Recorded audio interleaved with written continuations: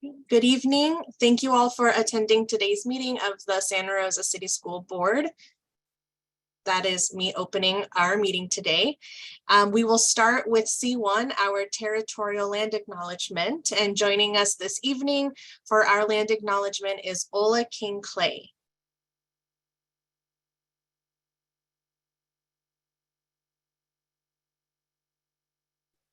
Ola is on her way over.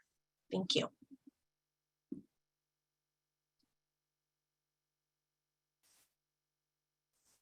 Good evening, everyone. I'm going to apologize now for the hoarseness of my voice.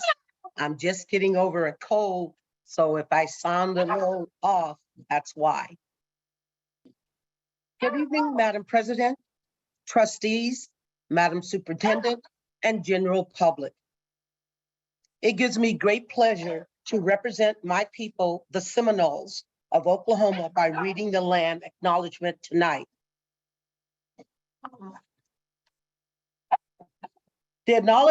I acknowledge that the Santa Rosa City Schools is on the traditional territory and homeland of the Pomo people, traditional territory and homeland of the Coast Miwok people, and honor with gratitude the land itself and the people who have stewarded it throughout the generations. This land acknowledgement calls us to commit to continuing to learn how to be better stewards of the land we inhabit. By offering this land acknowledgement, we affirm indigenous and sovereignty and will work to hold Santa Rosa City Schools more accountable to the needs of the American Indians and, of course, the indigenous people. To understand the future, we must understand the past. Thank you. Thank you so much, Ola. That was beautiful, and it's wonderful to see your face. Thank you for joining us and for giving us that land acknowledgement today.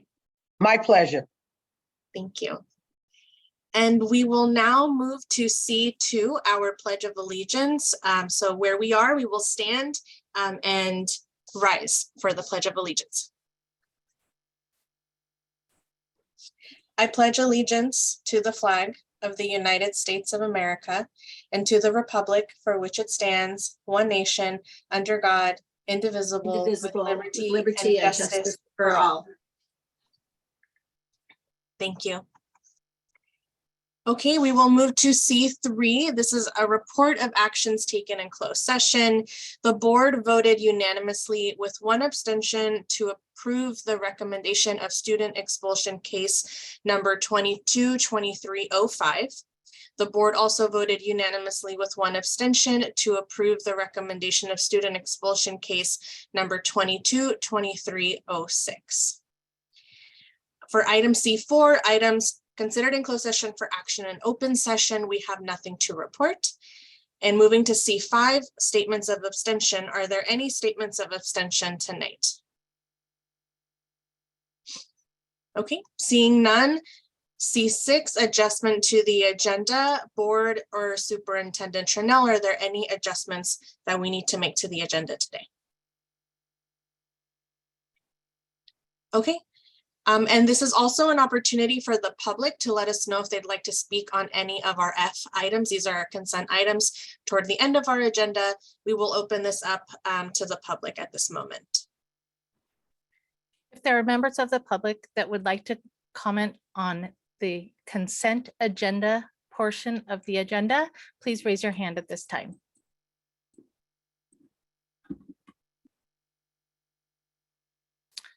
President Manieri, there are no hands raised. Thank you. And now we will move to C7, special presentations for Student of the Month and certificated and classified employees of the month. And tonight we are celebrating Pioneer High School and Montgomery High School.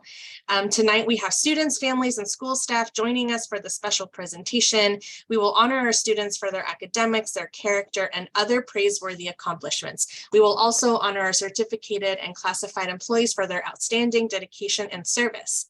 And I will pass it on over. I see Principal Correa. Good evening. I will hand it over to you. Thank you. I'm going to actually hand it over to Mr. Kennedy first and move out of the way. Thank you. Well, welcome, Mr. Kennedy. Thank you for having us. Appreciate it. Hi.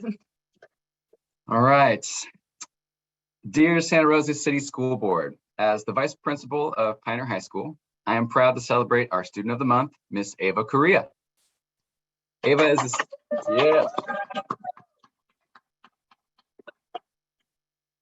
Ava is a senior this year, and over these last few years, she has grown into a powerful leader, currently serving as our school-wide ASB president.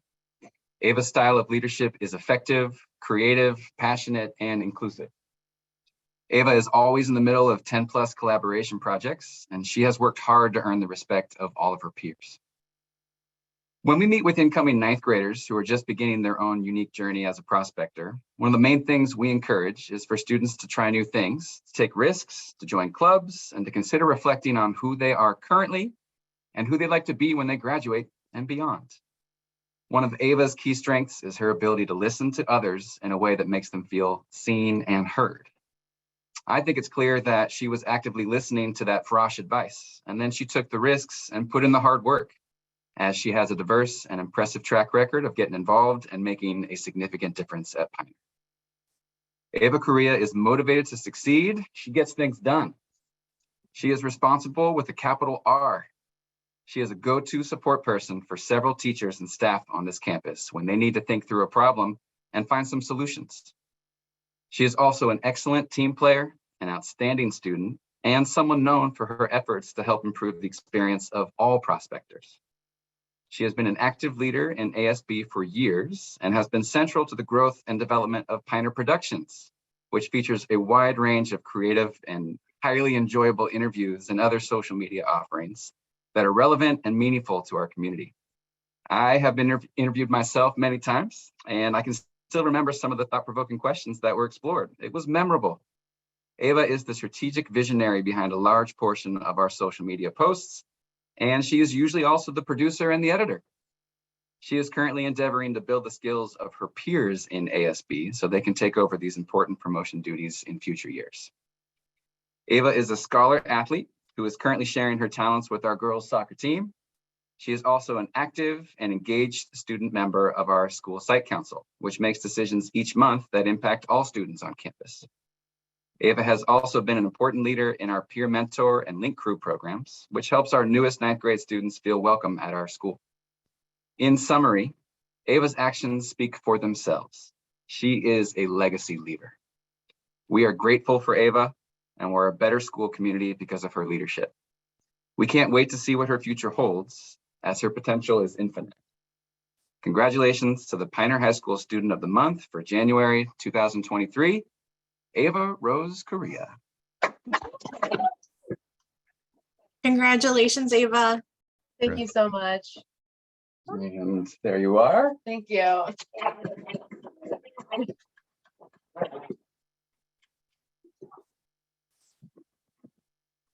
Okay. Thank you. Thank you, everyone. Okay, Mr. Anderson, you're up. And Bo Reese is, I think, with us as well. Melanie? I'm not sure. Mr. Reese is on his way over. Awesome, thank you. And Mr. Juan was not able to make it tonight, but there he is. So, dear Santa Rosa City School Board, like many of my counterparts, I wish I could award all our classified staff members as Employee of the Month. Valuable and indispensable parts of the school community, classified employees ensure that schools open and run smoothly every day. Pioneer is lucky to have so many incredible individuals working with us and our students. As many of you know, this school year has been like no other. Administrators have been tasked with stepping into classrooms more than ever. Because of this and the unexpected nature of school administration, we rely heavily on the assistance of our supervision team. And a team is what it takes to supervise, help, cover, and ensure the safety of all our Pioneer students and staff. Our Pioneer supervision team consists of 3 remarkable people who put the needs of Pioneer staff and students first in all that they do. It is the pleasure of the Pioneer High School administration to award student advisor Mark Anderson and campus supervisors Robert Bo Reese and Alan Juan Duffield as Pioneer High School's classified employees of the month.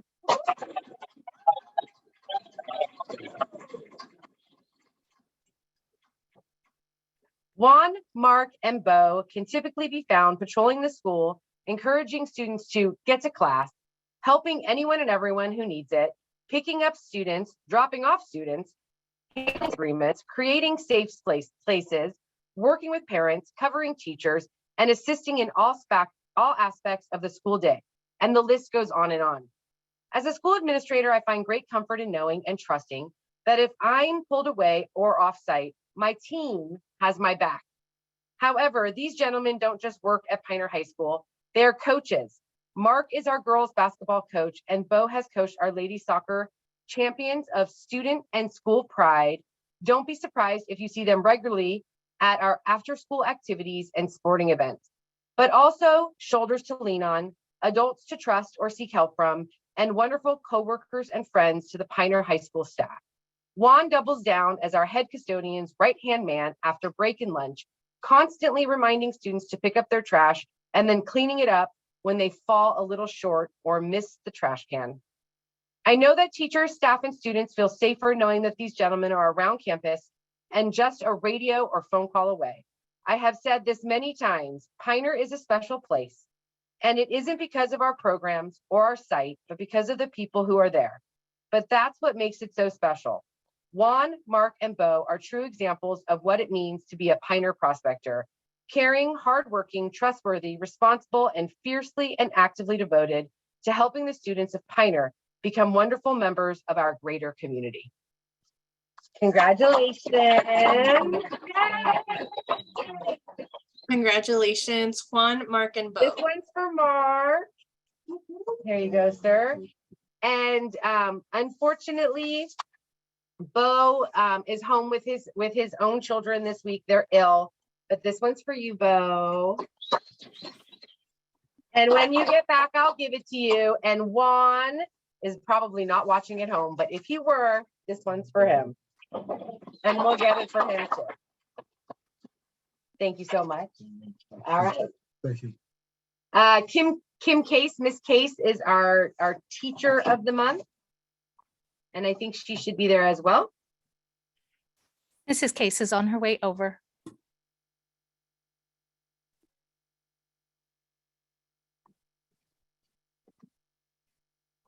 Oh, there she is. Hi, Miss Case. So, dear Santa Rosa City School Board, it is with great pleasure that Pioneer High School awards Kimberly Case this year's Teacher of the Month award. Although Miss Case has 14 years of experience teaching, 7 of those years in Santa Rosa City schools, she is relatively new to Pioneer. This year marks her 2nd year as a prospector, and she has made her presence known. As a history teacher, Miss Case has taught United States history, world history, American government, and economics. This is just at Pioneer High School. This year, she added activities director to her workload and instantly connected with our greater student body. Not only can she be heard having real world conversations with her students, but you may also see her in whatever Spirit Day outfit it is. It is noticeable that she enjoys teaching her students, and her students enjoy learning from her. Her patience and kind-hearted attitude are welcomed, and she is quickly becoming a Pioneer favorite. When asked what makes Miss Case so unique, what makes Miss Case a great teacher and person is how much attention she shows her students, how she connects on not only a teacher level, but a personal level. It makes her stand out, and what she has done with ASB and the students has made the school a better place. Another student states that Miss Case is pretty cool because she listens, she tells us straight. I think she is a good teacher, and she is firm when needed. She cares about Pioneer and cares how it is represented to others. And boy, has she represented this year. Ms. Case and her ASB class have revitalized the spirit at Pioneer High School. By using multiple forms of connection, ASB has increased student engagement at Pioneer by 100%. Last year, you may only see a handful of students at a game or participating. This year, students are excited about what ASB has planned next. Ms. Case has helped to bring back student spirit and participation. She has worked closely with the administration and the ASB students to engage students at sporting events, rallies, Spirit Week activities, and clubs on campus. She keeps the school community informed with a daily bulletin and has developed student leadership skills through ASB. She continues to make Pioneer High a better place for students and staff alike by creating new opportunities for engagement. We look forward to seeing all the ways Ms. Case helps make Pioneer a better community, and we are deeply grateful for all that she does for our students and our staff. Yay! Ms. Case!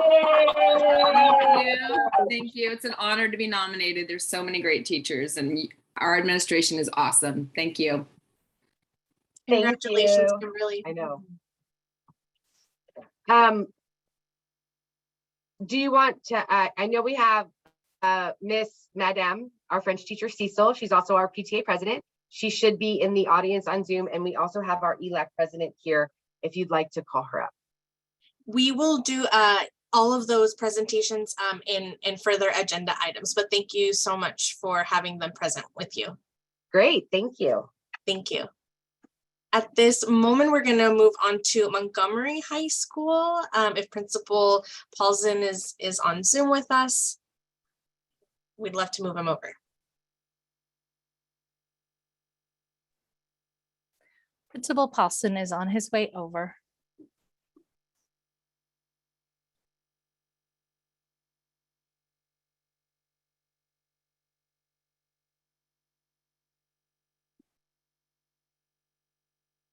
Hi, good evening. Oh, you're on mute.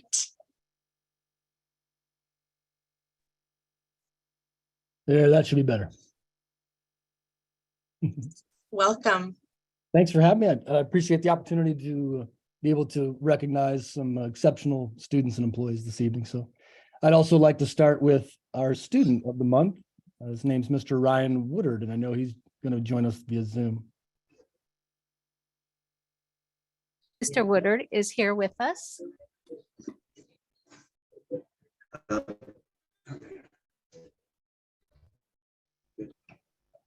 right. Good to see you, Ryan. Ryan is such a talented, warm, and kind young man who works so hard to excel in all he does. Ryan is always positive, respectful, and eager to learn and able to laugh through challenges.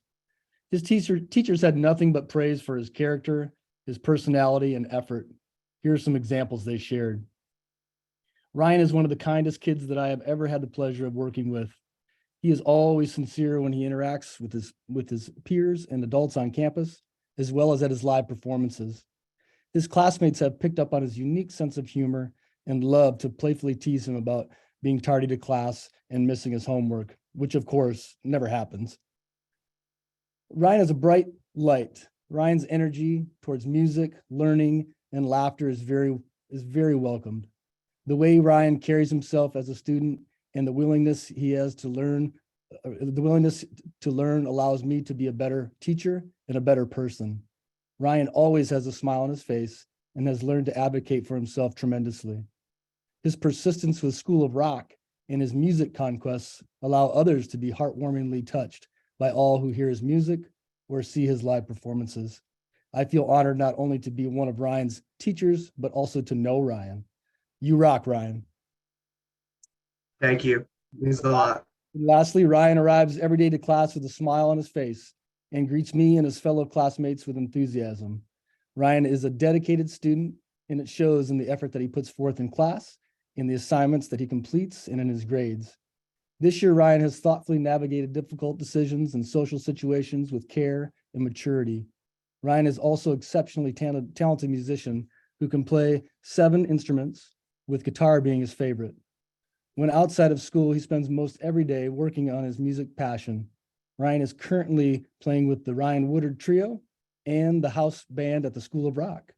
One of Ryan's remarkable accomplishments was auditioning for and being chosen as an all-star last year for School of Rock. He also likes cheeseburgers. Simply put, Ryan is the best. And I just want to say off script, I had one of the coolest moments as a principal last Friday when Ryan picked up the microphone in the quad and began to sing to a Justin Timberlake song. He had the whole school surrounding him with their phones in the air and just brought the school together. It was just a magic moment. And I wanted to thank you for that, Ryan. It was cool. Oh, it means a lot. I had a fun time. Congratulations, Ryan. Congratulations, Ryan.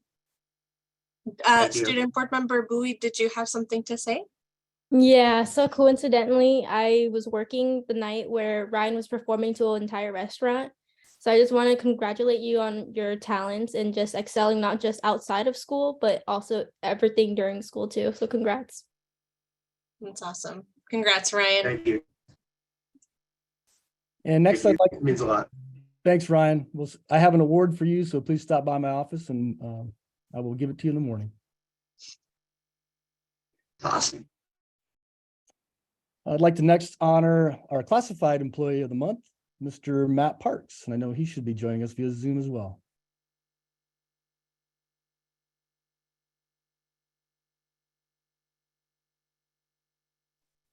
Matt is on his way over.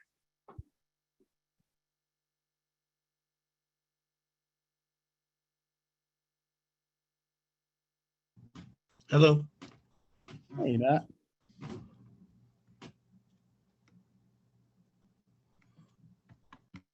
All right, as I said, Mr. Parks is our classified employee of the month, and Mr. Parks has been a valued member of the Monty family for quite some time. He's served as a full inclusion special education assistant for 18 years and has been in the role of student advisor for the last 10. Matt goes above and beyond his job description on a daily basis.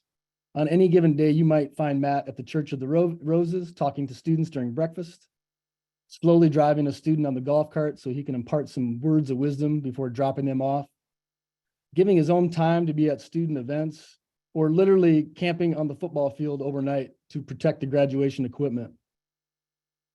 What sets Matt apart is his commitment to his craft. Matt prides himself on being dependable and reliable, both attributes that he has inspires. What Matt says is he's going to do something, he does it. And this level of consistency is invaluable, especially for someone that works so closely with our students. Matt is committed to students.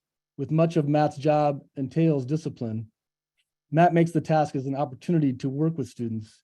He makes genuine, authentic connections with the students, and Matt uses these relationships to help advise students and help them grow from their mistakes. The students of Montgomery are better for having Matt Parks in their lives. Congratulations, Matt. Congratulations, Matt. Thank you.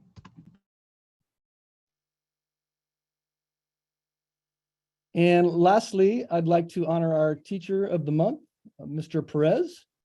Unfortunately, I know he can't join us tonight because he is wrangling a bunch of elementary, middle, and high school kids in our student union for a show this evening. But I had the opportunity to recognize him at our staff meeting today and told him that we had some nice words for him. So Mr. Perez has been working with our students since 2018. During this time, he worked tirelessly to build a program serving the needs of all students, no matter what the level. He has created much more than a music program, though. Anytime you walk into his classroom, it's filled with students. It's a gathering place, a community. Students come before school, during brunch and lunch to socialize and do what they truly love, play music. When asked to comment about their colleague, the Monty staff shared many phrases. Here are just a few. The sheer quality of time that Matt Perez dedicates to the music program at Montgomery qualifies him for this recognition. His dedication and work ethic are unparalleled. His devotion to his students inspire them to work harder and with greater focus. Students feel safe sharing their struggles with Mr. Perez, and for a lot of those students at Montgomery, Mr. Perez is the only adult in their lives they feel they can talk to. He does more than teach music. He provides a safe environment for students to be themselves and to share their struggles. Mr. Perez excels at creating a classroom environment that holds his students to a very high standard. His expectations are unwavering and reinforce the core belief that every student has the ability to excel when they are equipped with the right tools. The most important and effective aspect of Mr. Perez's teaching pedagogy is his desire to lead by example. He applies the same rigor and discipline he expects from his students to his teaching practices. This not only pushes his students to put out more effort, but it inspires his colleagues as well. Matt Perez has worked hard to rebuild the band program coming back from the pandemic. He has created a culture where kids feel welcome and engages them in ways that lead them to success by expecting them to give their best work. Montgomery High School is fortunate to have such a dedicated music teacher like Mr. Perez. His work with our students has a tremendous impact well beyond the walls of his classroom. Congratulations, Mr. Perez. Even though he's not here, we celebrate Mr. Perez. Thank you, Principal Paulson. Great. And that concludes our special presentations for this evening. Congratulations to all of the students and certificated and classified employees for this wonderful honor. We're really thankful for you being in our community and in our district. Thank you. We will move on at this moment to C8, our school site parent organization updates. Would we like to start with Pioneer High School or Montgomery High School? Whoever is ready. Okay, okay, we'll start with Pioneer High School.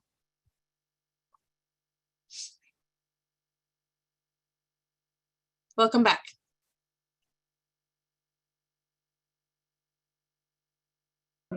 Hi, thank you. Who would you like for us to introduce first? Let's start with Maria Jorge, our elect president. Okay, great. Yeah. Here she is with Guadalupe Perez Cook, our assistant principal. And Marlene, our family engagement. Oh, and Marlene, get in there. Family engagement. And I can't see. I'm like, yeah. So, you might have pull it back a little. No, that's good. No, that's good. Bienvenidos. Gracias. Gracias. Buenas noches a todos. Mi nombre es María Jorge. Soy la presidenta de ILAC aquí en Pioneer High School. Nuestro comité de ILAC cuenta con el apoyo de la subdirectora Guadalupe Pérez Cook y la facilitadora de involucración familiar Marlene Soria Silva. Este año el comité de ILAC ha abordado los temas de asistencia requeridos hasta la fecha. Además, hay temas que se abordan en función de la evaluación de necesidades de la primavera 2022. Estos temas de ILAC están basados en la evaluación de las necesidades de la escuela. Por ejemplo, la presentación de servicios de salud mental por el supervisor clínico Eric Lovchi. Presentación de universidades y becas por la subdirectora Guadalupe Pérez Cook. Presentación por consejera Perdono, relacionados de cómo funcionan los créditos y requisitos de graduación. También tendremos una presentación sobre cultura callejera, drogas, pandillas por David Escobar de Boys and Girls Club, Sonoma Marín. Será mañana aquí en la Pioneer High School de 6 a 7. Sería mañana 26 de enero de 2023. También tendremos el cuestionario de evaluación de necesidades que fueron revisados y aprobados. Estas necesidades se estarán enviando en este mes de febrero. Tendremos también una celebración para los estudiantes que son reclasificados. Esto será el 18 de mayo. Habrá bocadillos también para los reclasificados. Solo serán los de este año. Serán aproximadamente 30 estudiantes que serán reclasificados este año. Y para concluir, el comité de ILAC discutirá los aportes para el plan único del rendimiento estudiantil en la reunión del 9 de marzo y compartirá nuestras sugerencias con nuestra directora, la señora Correa. El grupo dará sugerencias para el plan título 1 LCAP y de la escuela. Esto será en marzo. Creo que sería todo por esta noche. Gracias por esta oportunidad de informar sobre el comité de ILAC de Pioneer High School. Muchas gracias. Gracias, María. Gracias por esas actualizaciones y su liderazgo como presidenta. Muchísimas gracias. Gracias.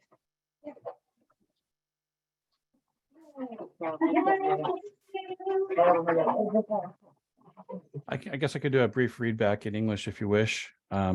I didn't get every single note down because she spoke very quickly. That was Maria Jorge, president of ELAC from Pioneer High School. She mentioned that they in ELAC have been able to count on Ms. Guadalupe Perez at the school and Marlene Silva, who is the family engagement facilitator. They haven't been important in interacting with ELAC. They have talked about some things, some topics such as attendance, school attendance, and how it's required and so on.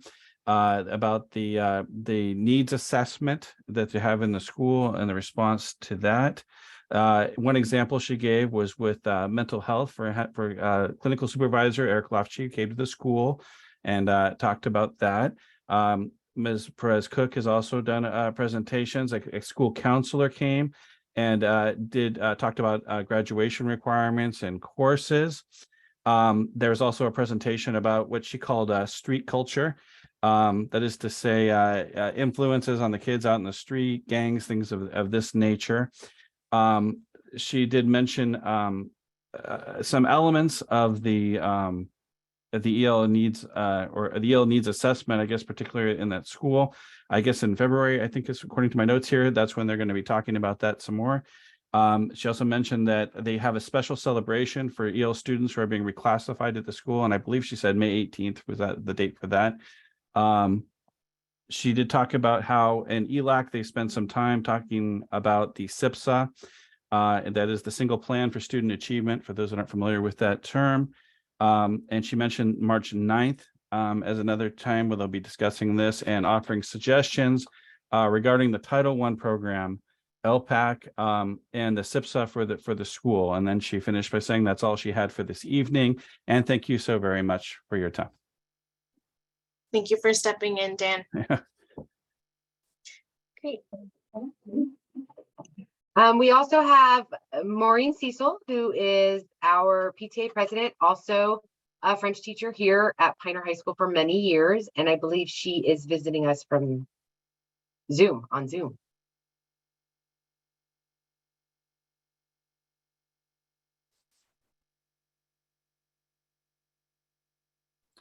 Miss Cecil's on her way.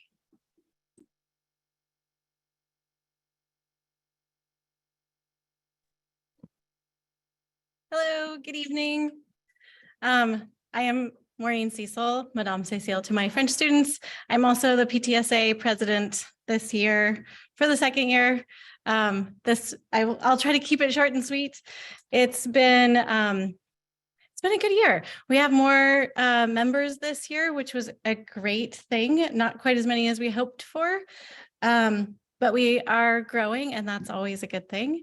This year, we just had the Poetry Out Loud contest at school, and the PTSA sponsors some award money to help with motivation. So $100 goes to the first place winner, and those prizes will be given out next week. We also have 2 scholarships that we will be able to continue to fund. Fundraising has been a little challenging, but we're making it. We have the Pioneer PTSA Scholarship that goes to students who are involved in their community. And I'm blanking on the rest of the requirements, but it's mainly about community and involvement and being able to create a good space for people around you. The other scholarship that we give is one that's teacher generated. The teachers nominate students they think that are worthy of recognition, not for their academics, but that they have overcome something in their lives. And it's something big that might stop somebody else, but they have been able to continue on and make it through despite those obstacles. So that's a really special one to me as a teacher, because I love nominating students and letting them know that we care about you all, and we do listen. Then trying to think of what other things. Oh, we've had more parent involvement this year, which has been really exciting to have more parents step up and want to have ideas about what this school should look like for their kids and for students in the future. So it's been a good year. We're only halfway through, so I can't tell you everything that's going to happen. But we have some fundraising ideas and maybe for this year or maybe for next year, we'll see if they happen. So thank you and have a good night. Thank you, Madame Cecil. Thank you for being here with us. Thank you for having me. Good morning. Great. And welcome back, Principal Paulson. Hi, yeah, we have one group tonight, but unfortunately they couldn't come in person, so they have a video. If you could give me share permissions, I'll be able to play that video. Melanie, can we do that? Yes, you can go ahead and share your screen, Dr. Paulson. Okay. And then while I'm doing that, I just wanted to comment that we have a very small ELAC. We're mighty, small but mighty. The parents that we do have are very dedicated and working with Ms. Santos on recruiting more people. We couldn't find anybody that was available tonight to present, but I just wanted to make sure to put that out there.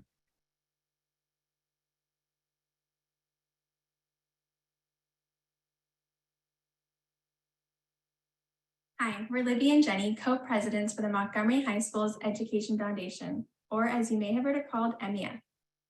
We're happy to be a part of this amazing group that supports Montgomery High students and staff.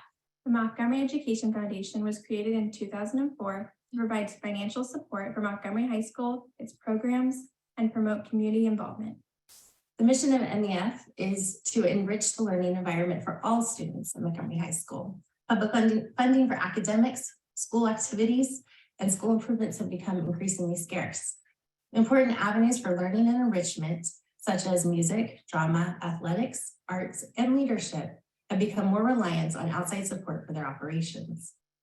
Because of the generous donations of our school community, MEF has made contributions to the following groups and programs: School supplies, field trips, AVID, special day class, the arts department, school clubs, teacher appreciation, campus beautification, Project Grad, Spirit Team, and other incentives. Every year we put on our crowd feed that brings together students, staff, and our community. This fundraiser provides us with the money to support these worthwhile programs. We hope you consider joining us to support our students and staff. Thank you.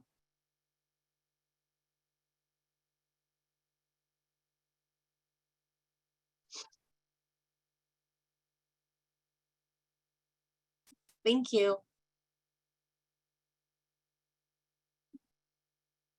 Is that the is that the only video we have today, Dr. Paulson? Oh, I'm sorry. Yeah, I mentioned that our ELAC, we did not have anybody that could present this evening. That's right. Thank you.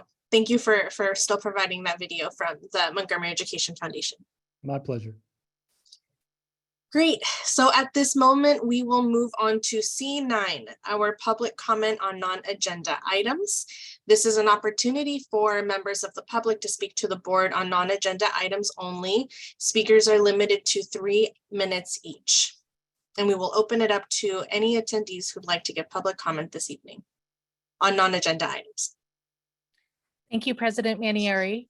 If you would like to comment on a non-agenda item, please raise your hand at this time. We will have a timer for 3 minutes. Our first speaker is Shelby Pryor.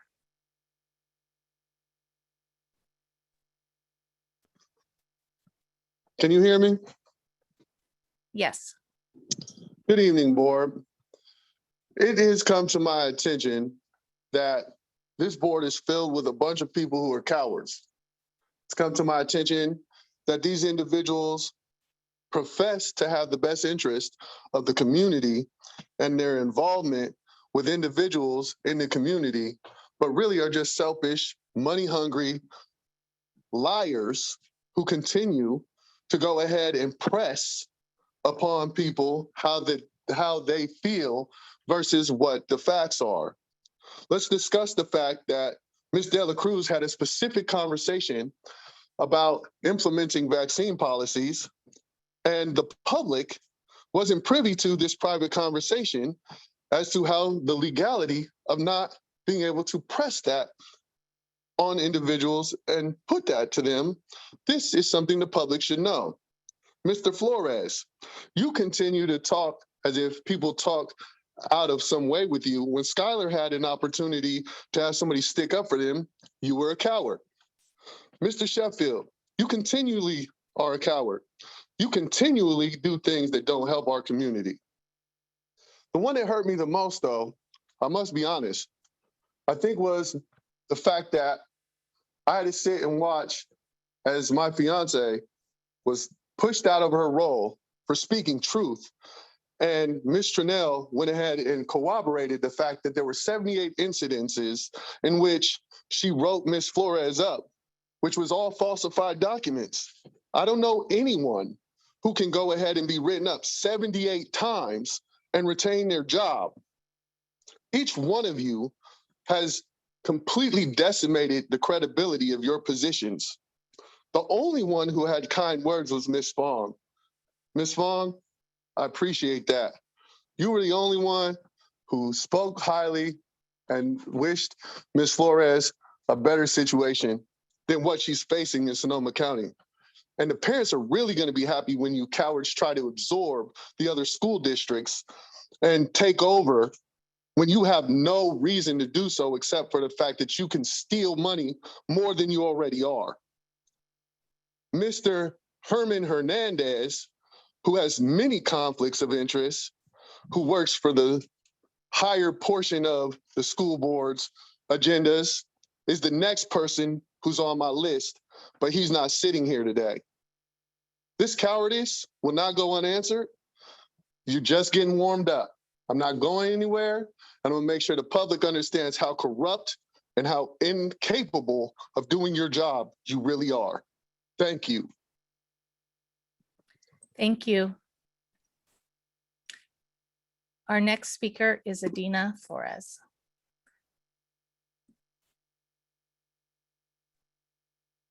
Good evening, Board and Superintendent Trunell. I just wanted to go ahead and follow up on Mr. Pryor's comment.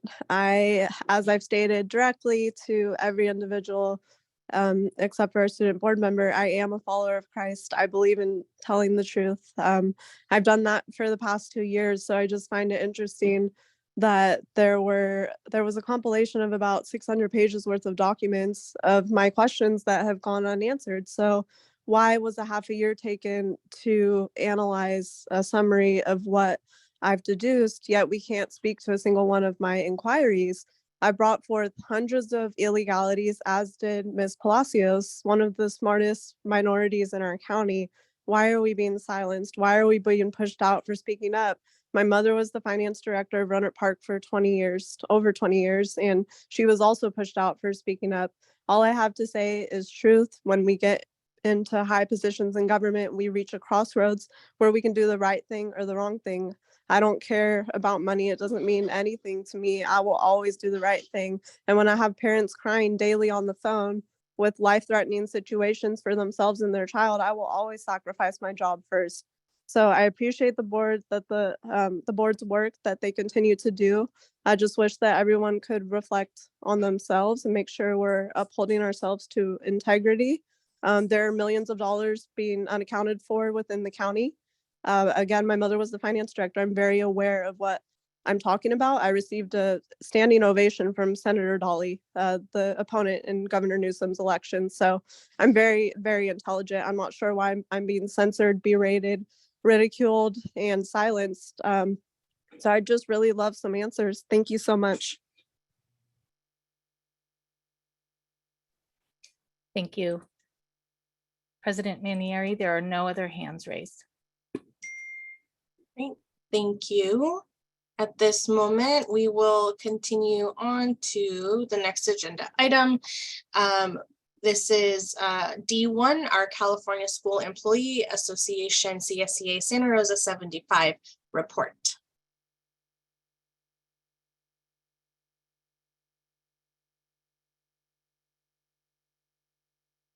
Hello. Good evening. Can you hear me? Yes.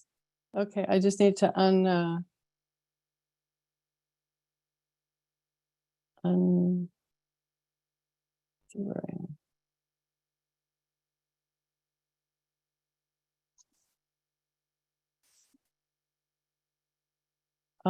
can you hear me? You don't need to see me. Is that okay? That's okay. Thank you, Mary. We can hear you. Okay, sorry about that. I was having some difficulty. Okay, good evening, President Manieri, Superintendent Chanel, Board of Trustees, student board member, the community and classified staff who are listening on Zoom tonight. Congratulations to 6 new classified hires and 2 retirees. Congratulations to our students and teachers of the month at Pioneer High School and Montgomery High School, especially our classified employees, Mark Anderson from Pioneer High School and Matt Parks from Montgomery High School. I want to welcome in the new year with some positive ways we are working together with the district. 1, we are looking forward to this Friday, January 27th, Professional Development Day for all staff, certificated and classified. We work with Cindy Brennan to make this day happen and others in Ed Services. 2, we support the resolutions recognizing February as African American History Month, Career Technical Education Month, CTE Month, and February 6th through 10th as the Week of the School Counselor. What would we do without them? 3, we want to welcome Roxanne McNally to the board. Last month, they received their new liaison school assignments. We look forward to board members visiting their schools. Face-to-face communication is an important tool with the parent community, students, teachers, and classified staff. Have the board members considered office hours at their areas at one of their schools?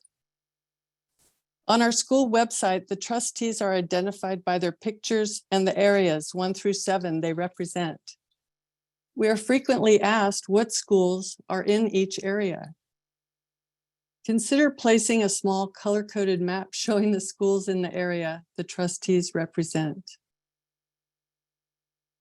4, we appreciate the flow chart showing the new org chart of business services reorganization for the facilities and maintenance department. The detail to staff in the new org chart is commendable. We are looking forward to an updated org chart for all of the other departments within the district office complex to clarify the new names of the departments and including names of executive directors, program managers, and all of their support staff. 5, according to a recent check, there are 22 classified job openings that are below the City of Santa Rosa minimum wage of $17.06. It possibly could affect our food service workers, childcare, and noon duty supervisors.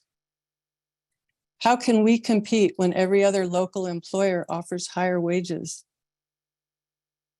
Classified workers deserve a living wage, as others in the district receive and also deserve. Santa Rosa City Schools continues to pay very expensive temp agency contracts to fill necessary classified positions. Wouldn't it be better to spend those funds on a more permanent solution?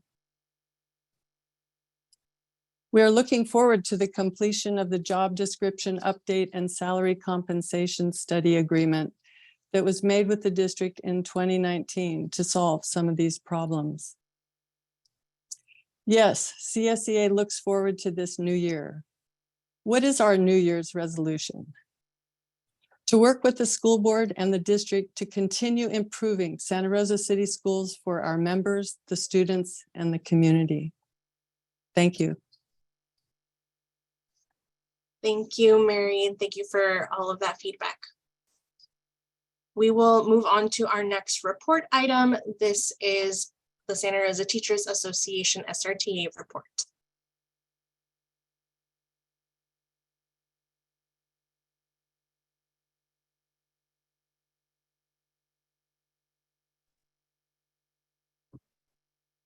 Good evening, President Manieri, Superintendent Trinnell, members of the board, members of the public.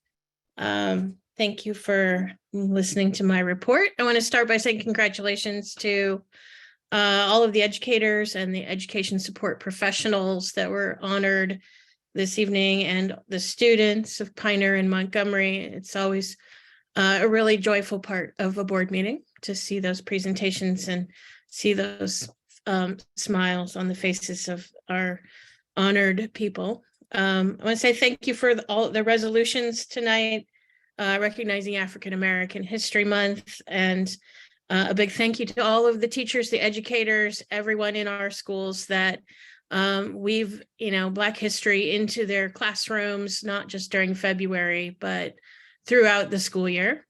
A huge thank you to our CTE teachers tonight who create classrooms that inspire and, motivate and amaze our students, giving them skills that they can use throughout every part of their life, and get them, into school and enjoying school and learning things that it's going to, progress throughout their future. And our counselors, including board member Ever Flores. Thank you for being a school counselor. And our counselors have been so important to us over the past 3 years, in ever increasing workloads and, the burden on their shoulders of working with students who are struggling to graduate, struggling to get through the pandemic, and just a huge thank you. What would we do without them, as President Lehman said. And another comment, it's good to see the governor's budget on the agenda tonight. It's great to see the projected increased revenue that the 8.13 COLA is going to bring to the district. I want to give you some other numbers while we're thinking about numbers, because this board needs to be ready to prioritize the budget and prioritize spending. Every year, the California Department of Education puts out data from the state that shows average certificated salaries for the state, for the counties, break it down by counties, they break it down by school districts, and the most current statewide average for the school year 21-22, because they always are behind a year, but the statewide average for certificated salaries in California is $88,508. The current average salary in Santa Rosa City Schools is $85,538. So we're doing pretty well, but we're still below average, right? Granted, these are last year's numbers. We got a 4% increase. I'm pretty sure the state went up at least that much. So we're still below average, even with different numbers. And this is people that live in an above average county, right? We are above average cost of living for groceries, for healthcare. I don't know if you've ever seen or noticed that the Kaiser rates in Southern California are lower than the Kaiser rates in Northern California. We're above the state average for housing. We're above the state average for median home prices. And yet, here we are with our below average salary. Right next door, Marin and Napa, the county average in those two counties is about $98,000, approximately $10,000 more than we're earning here per average. I get it, funding sources and basic aid districts make differences to that kind of thing. But at the very least, I hope that Santa Rosa City Schools stands ready to pay our educators and our classified members an above average salary so that we can continue to live in an above average county. And thank you. Thank you, President Howell. Next, we will move on to the superintendent report. Thank you, Board President Manieri, members of the board, and those who are with us virtually. I just want to thank everyone for being flexible with us tonight as we conduct this meeting virtually, and for the board's support as I was not able to be in person. Today marks day 100 of the 22-23 school year for elementary schools today, and day 99 for our secondary schools. I'd like to say happy Chinese New Year. As we celebrate, I also want to just take a moment to stand with our community with the recent tragedies in the events of Half Moon Bay and Monterey Park, as well as the shooting of a young man in our community. And I am hoping for peace and strength to all of those involved. I want to remind our families that this Friday, schools and the district office are closed for an all-staff professional development day. And I will just end with a celebration that we were able to attend board member Bowie's basketball game last night for her senior night. She's team captain, and we were so proud of you, Julie, to watch you and your team, as well as Elsie Allen's team play together. And with that, I will hand it back to you, President Manieri. Thank you, Superintendent Chernell. The next item is a board president report. I don't have anything to report, but I do want to uplift what you said, Superintendent Chernell. I think, you know, it's so very often we can find ourselves feeling numb about the tragedies that we see in other communities and even in our own. And so I just want to take a moment to remind us that at the end of the day, these are human beings who are affected and whole families who are affected. And so I don't want us to lose light on these situations that are just incredibly tragic. And we're not immune from them. Our own community faces them as well. And we as a community need to do better in so many different ways. But most importantly, at the moment, I think we need to care for each other and celebrate the things that we can celebrate. Happy Lunar New Year. And we move forward. Thank you. The next report is, the next item is D5 board member reports. Are there any board members who have reports they'd like to share this evening? And I see Director Fong's hand up.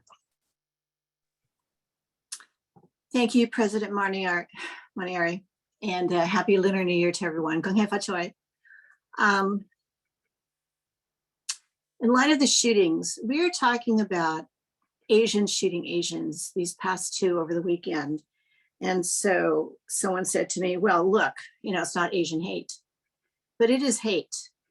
And what it really is, and what I'm proud about our school district, what it really is powerlessness and frustration and mental health at the intersection of gun access.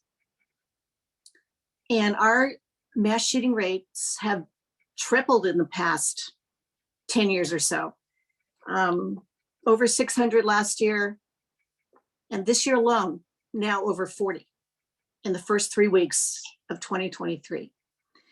And so what I know we can do as a school district, and what I know that we can do with all the fabulous, caring human beings who work in our school district and with our families and with our students, is that we are centering mental health and wellness. We need to continue to center wellness and emotional well-being and caring for our kids.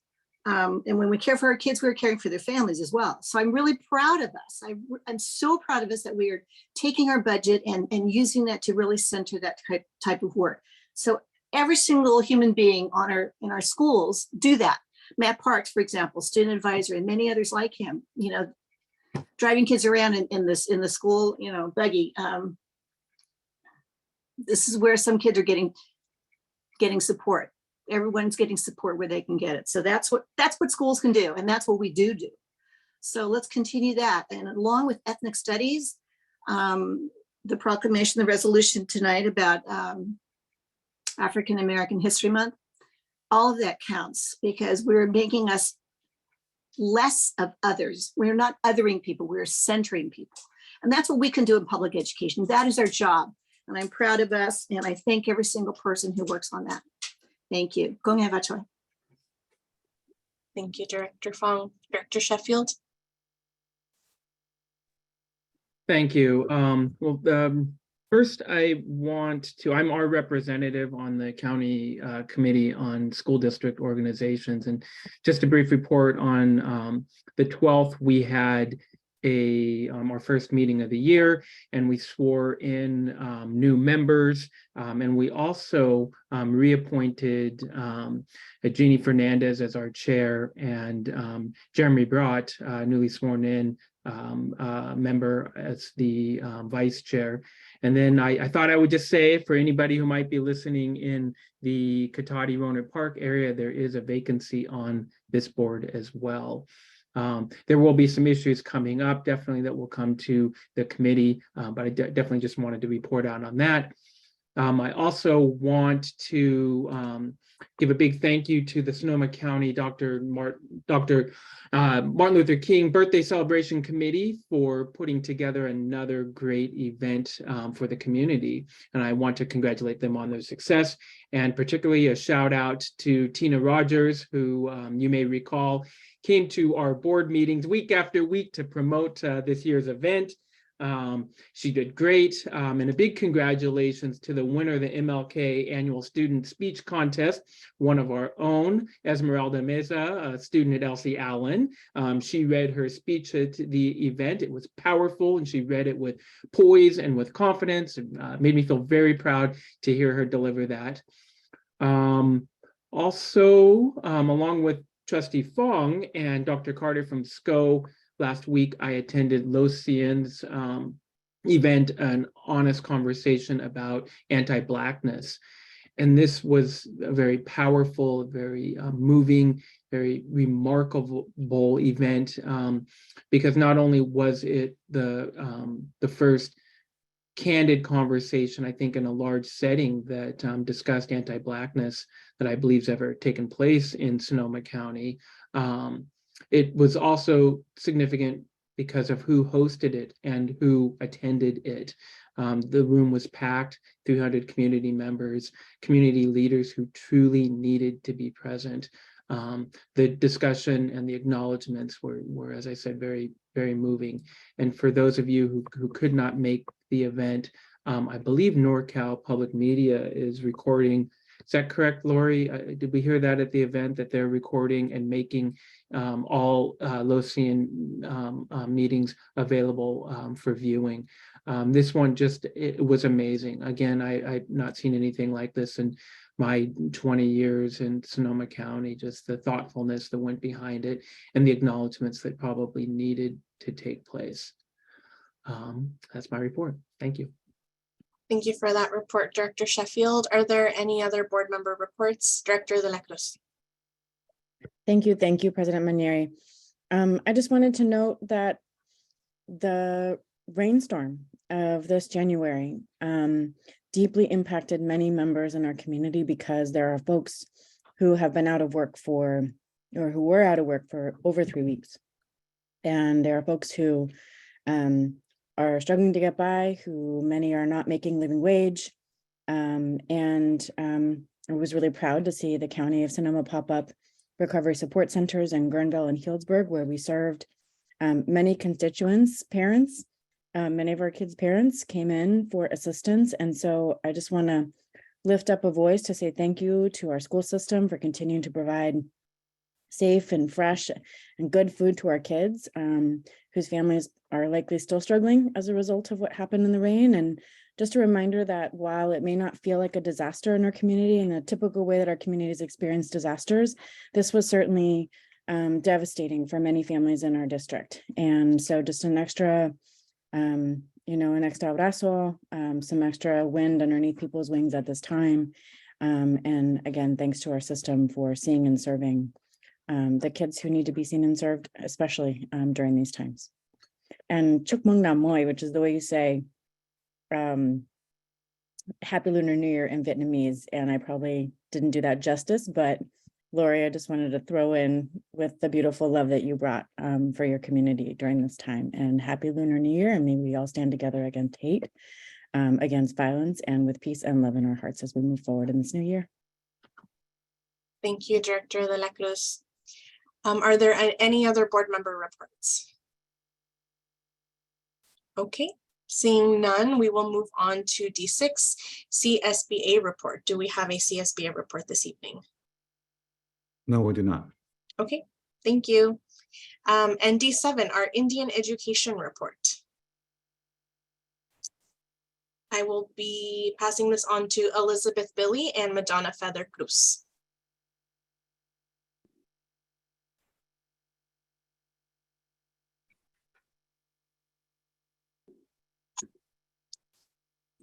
Good evening, board members. Hekatema Donna Fernandez Lumbuk. I'm one of the teachers that serves on the Indian Education Committee.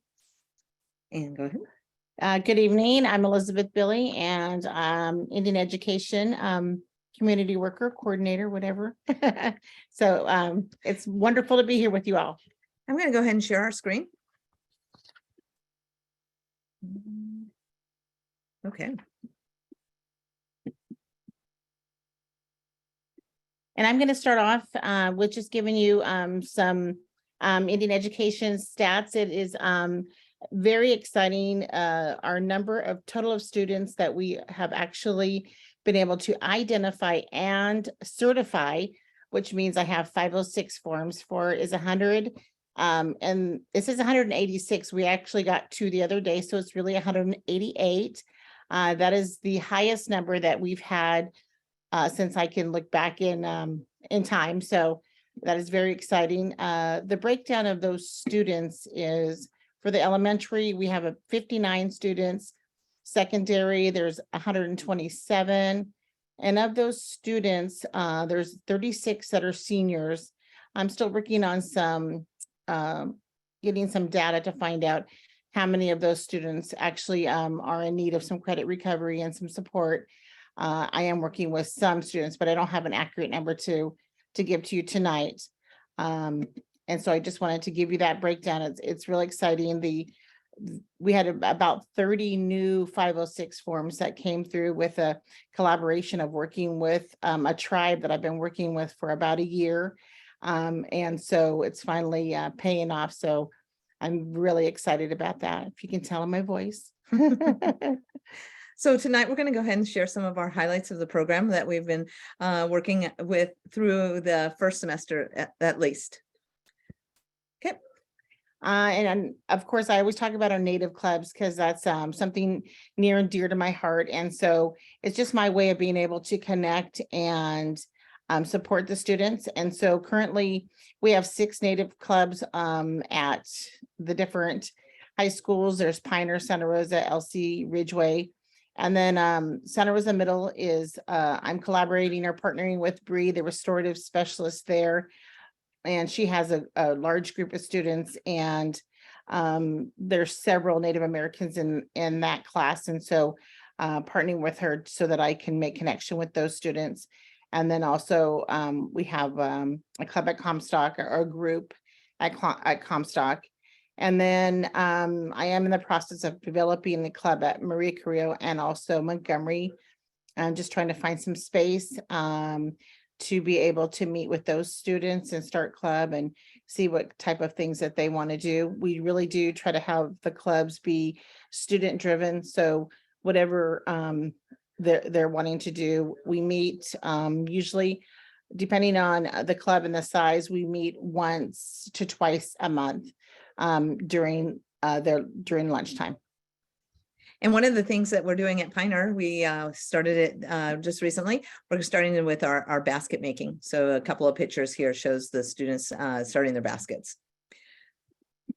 Okay, then one of the great things about the Indian education component is that we really believe that culture, outreach, and connection all help with intervention. And these are programs that happen usually outside of the classroom to really help our students to understand their identity, build up their resilience, and to be able to thrive in the community. So some of the pictures that you see here are involvement in community, keeping up with culture, hosting our family math night that we had over at Pioneer High in the fall, working with our Yakima Indian Education Center, and supporting our students in their athletics. So we have a number of students that are playing sports at our local high schools. And so helping our students to be able to thrive in the areas that they find is meaningful to them, and as well as helping to make sure that we're maintaining and preserving culture.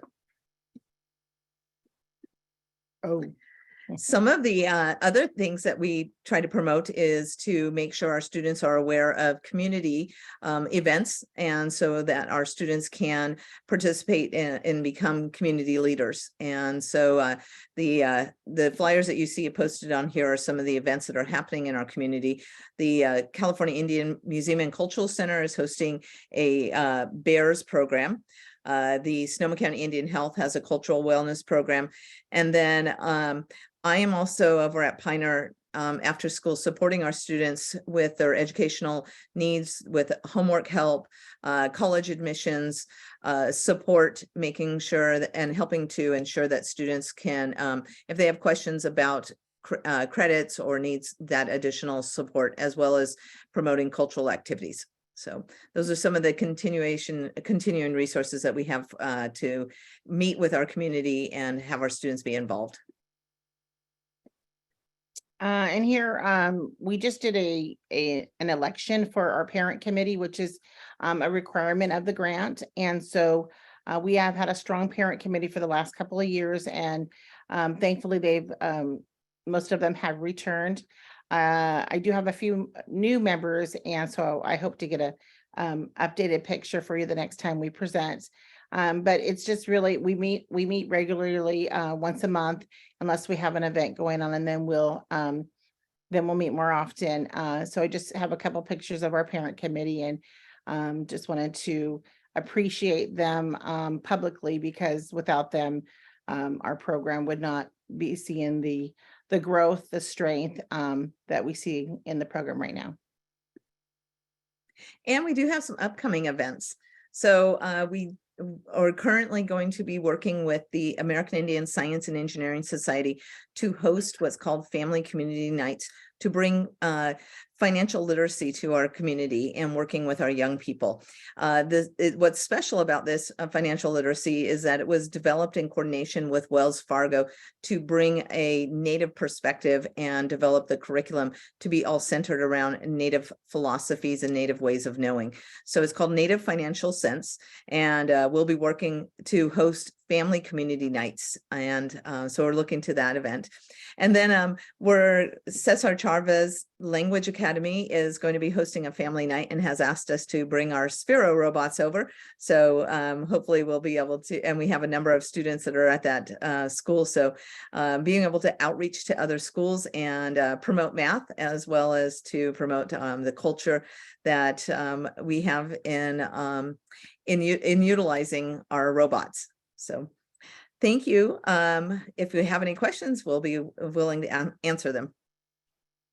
Thank you so much, Donna and Elizabeth, for that really wonderful report. It's great to hear of all of the resources available to our students. So thank you for all of your work. I would like it if there is any board member who wants to ask a question or provide a comment. Yeah, Director De La Cruz. Just adding my voice to the thanks. This is really exciting work. I especially love the work on validating data and on making sure that kids are, identifying themselves with pride and with love, and being met with so much love in the process of joining, joining community and of being in community. I would love to know, could you tell us a little bit about how much those numbers have grown, what the kind of like the shift in the data looks like over time? So the numbers, when I first started, which about 3 years ago, really looking at the data, we were at probably like 115 to 124 students. And like I said, now we're close to 190. So that's what happened in a couple of years time. And that's even with the whole year of not being able to outreach because of the pandemic. So that's where those have grown. Our numbers for our seniors have actually gone down a little bit. I think last year we had about 45 or no, last year, I think we had about 40. The year before, we had about 45. So right now we have 36. So that number's gone down a little bit, but I don't know, that's probably just the way, the way of life. But really that's, that's really kind of all I know, from what I've had. This reading the data and finally getting some good numbers is a real new thing. And it's exciting to see though, but it's fairly new. Well, again, just thank you so much, because it's such a huge step inside of an institution to have people have the level of trust to be able to say, this is who I am fully, right? And so just super thank you to both of you for your leadership and for being that reflection of kids inside of our schools, that, they have bright future when they step into community in their schools as well. So just so many thanks. Thank you. Director Flores. I need to unmute myself. Thank you. Thank you so much for doing this. I can see my computer is old.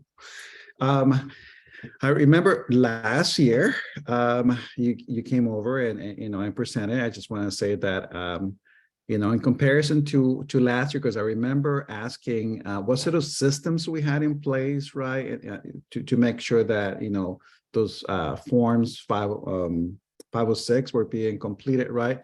So have we been able to, help as a system-wide, right, systematically, in the recruitment process of identifying our students of Native American origin, or do you need more help, right? So, because I think you heard from the entire board last time that we wanted to make sure the identification process was streamlined a little bit, and I wanted to see how it has been from last year to this year. Yeah, the help has been there with Rand and his staff as far as getting a query to be able to identify what's in the system. However, the struggle has been that what's in the system has not been accurate. But it's a place to start, right? And so so the district has helped in getting us some of those reports so that we could eliminate the ones that weren't accurate. Some different school sites have really stepped up and given me names or so yeah, I've been getting some support and some help. Of course, we could always use more. I think more and just the more that they're aware. So me getting out there and going and talking to like the ESOMs and the registrars and the counselors and really so that they're understanding that we're here, what the program is, what it entails. The more support I'm going to get in those numbers. I've been getting some students, like in the last 2 months, I got 4 different students that were not, did not have 506 forms and were not in the program, but yet they needed support. And somebody in their school knew that they were Native American, either by, knowing their parents or that they went to Indian Health or whatever it was. And so they referred them to me. And so those were 4 that I found that I wouldn't have found, and so there's just those little ways, it takes all sorts of ways to do it. But yeah, I definitely have found that there's more support. Of course, we could always use more, being able to really understand how to run those queries myself or the schools knowing how to run the queries.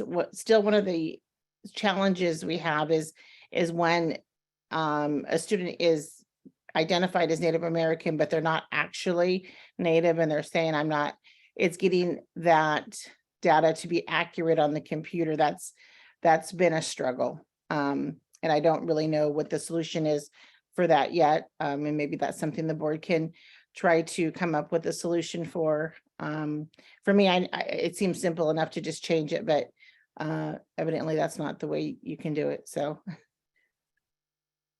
Okay, well, thank you. And then the other is more of a comment. I just love the fact that we have 6 clubs throughout the district now, and I would love to see more of those. Next year. I will remember this. That we have 6, and we'll see how many more we have next year. Yes. Yes, well, thank you so much. Yeah. Yeah. That's my goal, to have all the high schools and all the middle schools. All right, thank you. Thank you, Director Sheffield. Thank you. And thank you, Elizabeth and Donna, for your leadership and for exciting work that you're doing. And thank you for this presentation. And I'm just wondering if there's anything, I mean, if this could be made available for the public. There were some slides that had events on them. I tried to do a screenshot on it. That way, you know, make it available to us and make it available to the public. And then the other question I had was about the IEC program. There was a slide that that discussed that. I'm just wondering if you could talk a little bit more about that, who accesses it, who, and is it's on a school campus, but it's open for all? Is that my understanding? I think he's talking about the Indian Education Committee, so our parent committee. Yep, sorry, go ahead. Are you talking about the Indian Education Committee? There was it was on, that's in one of the slides if we go back. And I just was back again. Go back again. Sorry, it was the one more. I'll go forward. Right, there we go. The tutoring support program, the one that's on campus. I think it's in the lower left-hand side. Right, and I'm after school program. Yep, I'm doing that after school on Pinehurst campus, and that'll because that's where I teach. So that's so I'm helping the students after school there. And it's on Pioneer campus, but is it open for other attendees, or is it just specific to Pioneer? Right now, I have it specific to Pioneer, and that would be something, if other students do want to come on our campus, I'd have to certainly address with Andrea and Mrs. Correa. All right, thank you. Yeah. Thank you. Are there any other board members who'd like to ask a question or provide a comment? Okay. Well, thank you so much, Donna and Elizabeth, for all of your work. I have a couple of cousins who were a part of the club at LCLN High School, and to this day, they are still practicing the values that have been taught to them in those clubs and in those spaces, and they just have so much pride for their native culture and heritage. So this work really impacts my family directly, and so I have so much gratitude for what you do. Thank you so much. Thank you. Thank you. Yeah. Okay, and that concludes our report section. So now we will move on to our E items. These are discussion and action items. And the first thing on our agenda for this section is resolution recognizing February as African American History Month. The board will consider approval of resolution number 2022-2338, recognizing February as National African American History Month, and presenting this item is Dr. Castro. Hi, good evening, Superintendent Trinnell, Board President Manieri, members of the board, and those joining from Santa Rosa City Schools community. Reading this resolution into the record this evening is our coordinator of student family engagement and MTSS and so many other wonderful things, Kesa and Mark. Kesa, take it away. Good evening, everyone. Honorable board, cabinet, families at home, students. It is an honor to present our board resolution as Santa Rosa City Schools pauses to recognize the African American community locally and nationally. We want to intentionally acknowledge the rich contributions of Black Americans to our country's social, political, artistic, musical, cultural, scientific, and academic landscape. It's imperative for the good of our nation that schools continue to build awareness and understanding of African American role models whose commitments and achievements embody the American spirit and pursuit of excellence, despite struggles for freedom and equality. Santa Rosa City Schools, through its mission, vision, and priorities, endeavors to recognize and value each student's individuality and community's cultural wealth. However, we cannot fulfill this promise without seeing and honoring students' unique experiences as Black individuals. Therefore, while Santa Rosa City Schools engages year-round to seek political and academic justice for all students, this month we ask you to please adopt this resolution declaring February as African American History Month. Thank you. Thank you, Kesa. Board members, are there any questions on this item? Okay, seeing none, we will move to public comment. There are members of the public joining us on Zoom and would like to comment on item E1. Please raise your hand at this time. There will be a timer for 3 minutes. Our first speaker is Shelby Pryor. Hello, board. I didn't go anywhere because I was waiting for this topic to reach me and really make an impact. All the BS that you talk about Black History Month and call us African Americans when we're just as American as you are, not by choice, but by forced occupation of Native Americans and Europeans. There's a history book called The History of Blacks in America from Prehistory to 1877. I'm pretty sure not a single one of you people with your vast IQ has taken the time to read that book. I have. And what's interesting is it talks about the fact that we were here well before what white people say we were here for. It's a contradictory history to the crap you teach us in school already. Native Americans owned slaves a year after Abraham Lincoln went ahead and told everyone to abolish slavery. You lump us together as Black, indigenous people of color using this hideous acronym to group us together with individuals who literally don't represent us or put us in a place of equality. Mr. Sheffield is just as Black as I am. The funny part is he's Black when he wants to be. It's interesting to me that as we continue to talk about these issues, you have smug looks, snide, you act like you don't care what I have to say because you think I'm ignorant or I'm less than you. But again, I don't care what you think, because the reality is you haven't lived my life. The Press Democrat, who you so oftenly read, dedicated itself to make sure Black people never exceeded 3% of the population, which we currently sit at 2.1%. Your crappy county was pretty much all a sundown county. If you were Black, you couldn't be there. And it's still true today. All the cowardice of having these people lumped together to try to steal funds so they could come up with stuff. Why don't you give us back June and stop giving it to other groups? LGBTQI has nothing to do with being Black. Black Music History Month was in June, though. I know that much. And you want to glaze that over. Stop being cowards and go along, get alongs. Sick of the crap, sick of the entire show of remembrance of your stuff. It's nonsense. Thank you, Mr. Pryor. Our next speaker is Adina Flores.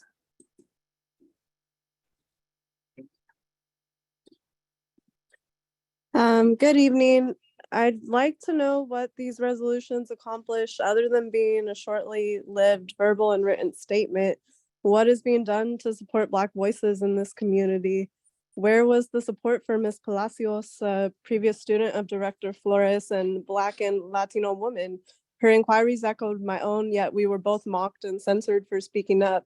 The Press Democrat refused to acknowledge her Latina heritage, so she didn't gain support with that group. She's one of the youngest graduates of Sonoma State University. I graduated top in my high school class while my mother was dying of stage 4B uterine cancer. I had plans to go to Stanford University.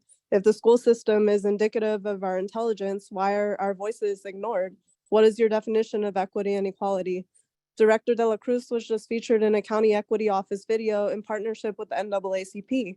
The NAACP chapter in California doesn't legally exist, therefore nor do the local chapters. The previous leader, Alice Huffman, was forced to step down in 2020 because she put profit ahead of Black people. Pfizer is one of the top 25 stockholders in the NAACP's $36 million in assets. Yes, you may purchase stock in the NAACP. This is why the Black and Latino communities are being heavily targeted with the vaccination narrative. So I inquire, where is the funding being allocated since a Form 990 is non-existent with the IRS? Why am I being threatened by the local and federal government for asking these questions? Thank you. Thank you. President Manieri, there are no other hands raised. Thank you, Melanie. This is an action item, bringing it back to the board for any further questions, discussion, or a motion.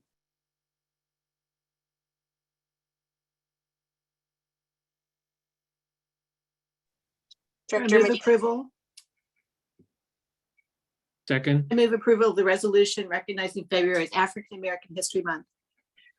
Okay, and thank you, Director Sheffield. So that was a motion by Director Fong and seconded by Director Sheffield. I saw a hand go down. Director De La Cruz. I'm going to ask my question that I always ask with resolutions, which is, where is the curricular plan that comes with this resolution at all levels in our education system? We are still teaching To Kill a Mockingbird in our high schools. There are far better books written by Black authors that are, contemporary, telling those same stories telling very different stories about the same time period. And so I just really would love to, hear more about how we are doing what we say we are resolving to do. And so I think just in the future, maybe I should just make this more explicit, which is, I think for every resolution that is celebrating a race or a racial group or ethnicity, I'd really love to have a presentation about how we are uplifting those values in the way that we teach this history. I think we have a real missed opportunity, and I know that this board is not about just words. I know that this board is also about actions, and I also know that our leaders and our teachers are very much about doing that too. And so I just would really love to have an articulation of how we do that as we celebrate these important milestones and acknowledgements of our kind of shared history as a country, as a community, as a county.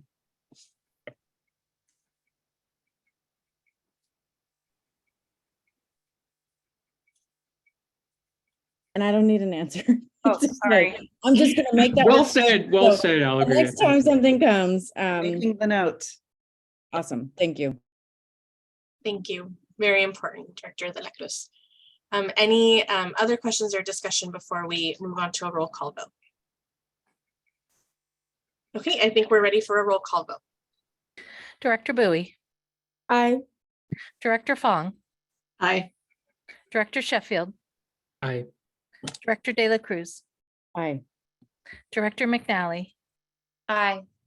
Director Flores. Aye. Director Medina. Aye. President Manieri. Aye. Thank you. Thank you, Dr. Castro and Kesa, for bringing this forward to the board today.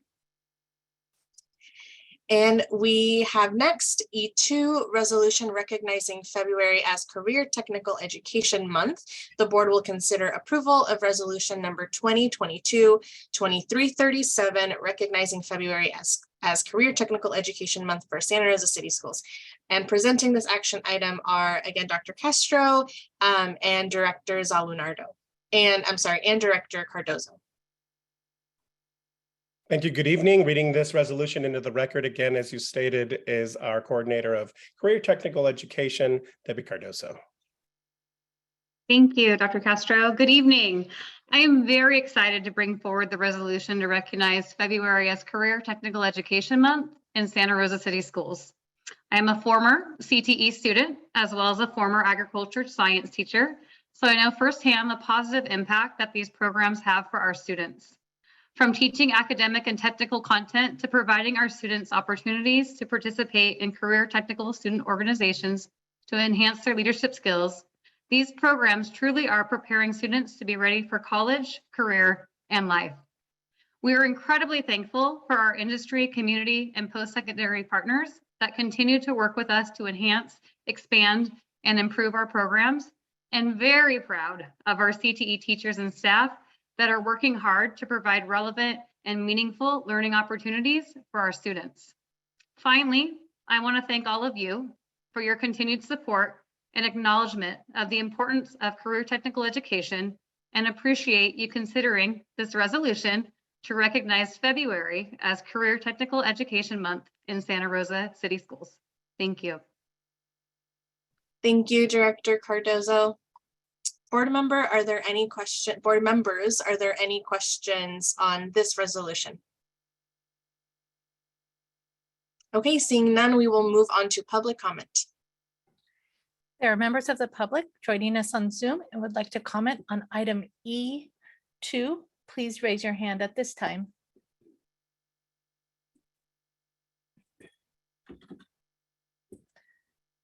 President Manieri, there are no hands raised. Thank you. So this is an action item, bringing it back to the board for any further questions, discussion, or motion. Director Sheffield. I'd like to move adoption of resolution recognizing February as Career Technical Education Month, resolution number 2022-2337. Second. Okay, that was moved by Director Sheffield and seconded by Director De La Cruz. Can we get a roll call vote, please? Director Bowie. Aye. Director Sheffield. Aye. Director De La Cruz. Aye. Director Fong. Aye. Director McNally. Aye. Director Flores. Aye. Director Medina. Aye. President Manieri. Aye. Thank you. Thank you, everyone. And next we have E3, resolution recognizing February 6th through the 10th, 2023, Week of School Counselor. The board will consider approval of resolution 2022-2336, recognizing February 6th through the 10th of 2023 as Week of the School Counselor, and presenting this action item are Dr. Castro and Director Cardozo and Kesa. Yes, once again, good evening. This is the last one I promised, the trifecta here. Reading this resolution into the record is Kesa Enemark, our coordinator of student and family engagement. Thank you. Thank you, Dr. Castro. I'm going to go ahead and start us off by first, again, saying good evening and wanting to say too that in collaboration with Coordinator Kesa Enemark, I've had the privilege to work with the school counselors this past 2 years. They are an incredibly dedicated group that strive to provide students with academic, social, emotional, and career development support needed to be successful in school and prepared for life after they graduate. Our school counselors are actively committed to helping students explore their abilities, strengths, and interests. They utilize community resources to enhance the support provided to students and families. They work with teachers, administrators, and other staff to support students to reach their full potential. They help parents focus on ways to further the educational, personal, and social growth of their children. We are very proud to bring forward this resolution for the board's consideration to recognize the week of February 6th through the 10th as Week of the School Counselor in Santa Rosa City Schools, and publicly acknowledge our counselors for everything they do to support our staff, students, and families. Thank you. Thank you. And board members, are there any questions on this resolution? Great, seeing none, we will move on to public comment. Members of the public joining us on Zoom would like to comment on item E3. Please raise your hand at this time.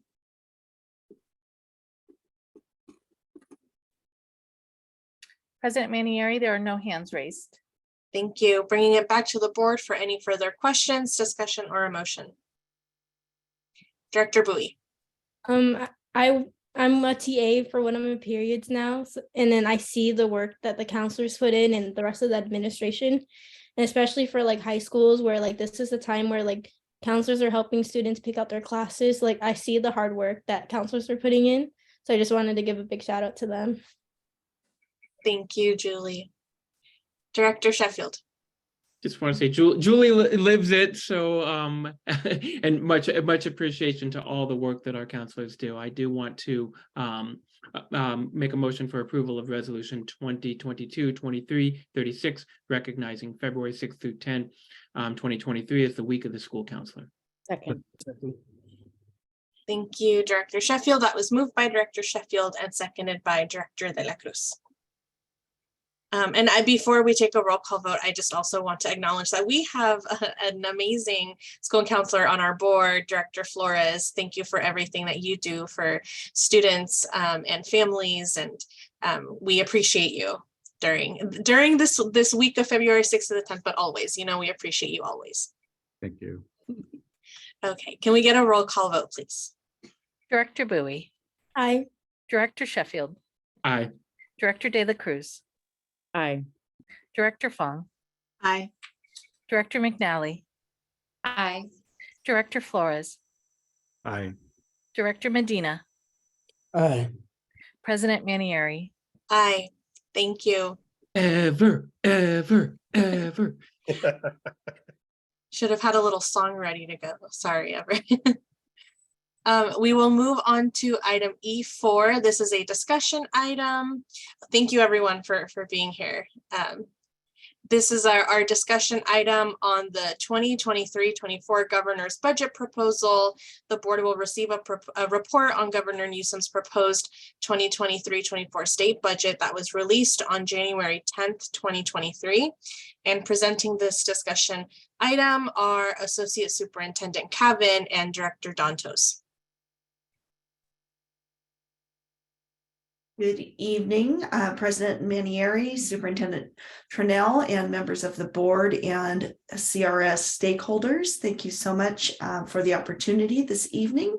I am having a little bit of trouble bringing the slide up. Let me see if I can get this to work now. This is first time doing this on our Zoom as a panelist, so I may actually have to lob it over to Joel for the slideshow, although we planned on me sharing. Joel, are you able to share the slides? Hi everybody. Instead? I am here. My camera, for some reason, is saying it cannot start, but I will share my video. I apologize for that. I will share my screen and I will start the slideshow. Thank you so much. Sorry about that. Let me get to the first page. Good to go? Yep. Next slide, please. So just a reminder that of the items we're going to talk about tonight. We're going to give a quick overview, talk about how the governor's proposal the state of the state budget and the economy, how that affects Proposition 98 and education funding, how that then flows into Santa Rosa City Schools, impacts at least a little bit, and then areas to monitor, our next steps, and we'll take questions from the board. Next slide. Just a reminder, where we are right now is in January, and that is the governor's proposed budget. Also this month, audited actuals are submitted before January 31st. The board took action on that actually at the last meeting. Our next step will be to bring forward the second interim for board approval, and that will be in March. That will be all activity through January 31st, and based on the proposals that we're presenting this evening from the governor. Next slide. First, we'll start with the state budget and state economy. Go ahead. And just quick high-level view, really looking at a difference of about $30 billion difference in revenues available, and how the governor plans to kind of get through this. He does project some higher than maybe currently trending revenues, and not expecting to withdraw from the stabilization account from the rainy day fund. However, the legislative analyst office did have that in their proposal. So we'll see how that actually shakes out. So just a high overview of state budget from 22-23 to 23-24. Next slide. This slide really just talks about the volatility. So it's because we are funded on personal income tax higher than any other revenue source, just to show the volatility of that. About 6 months before the start of the 22-23 fiscal year, revenues were projected to be at about $130 billion in personal income taxes. At the time of the enacted budget, we were trending at 137 billion. And the difference now in the last 6 months has dropped to 128.9 billion. And that is for current year. So that is the current year change from projections a year ago, up 6 months and then down now. So just a reminder of the volatility and the environment that we are making projections within. Next slide. Some risk to the budget. Again, as I shared, the volatile tax system that we have. The governor does forecast a slower economic growth, but he does not assume a recession. Most economists do project at least a small recession. It's really going to depend on what happens with the Federal Reserve.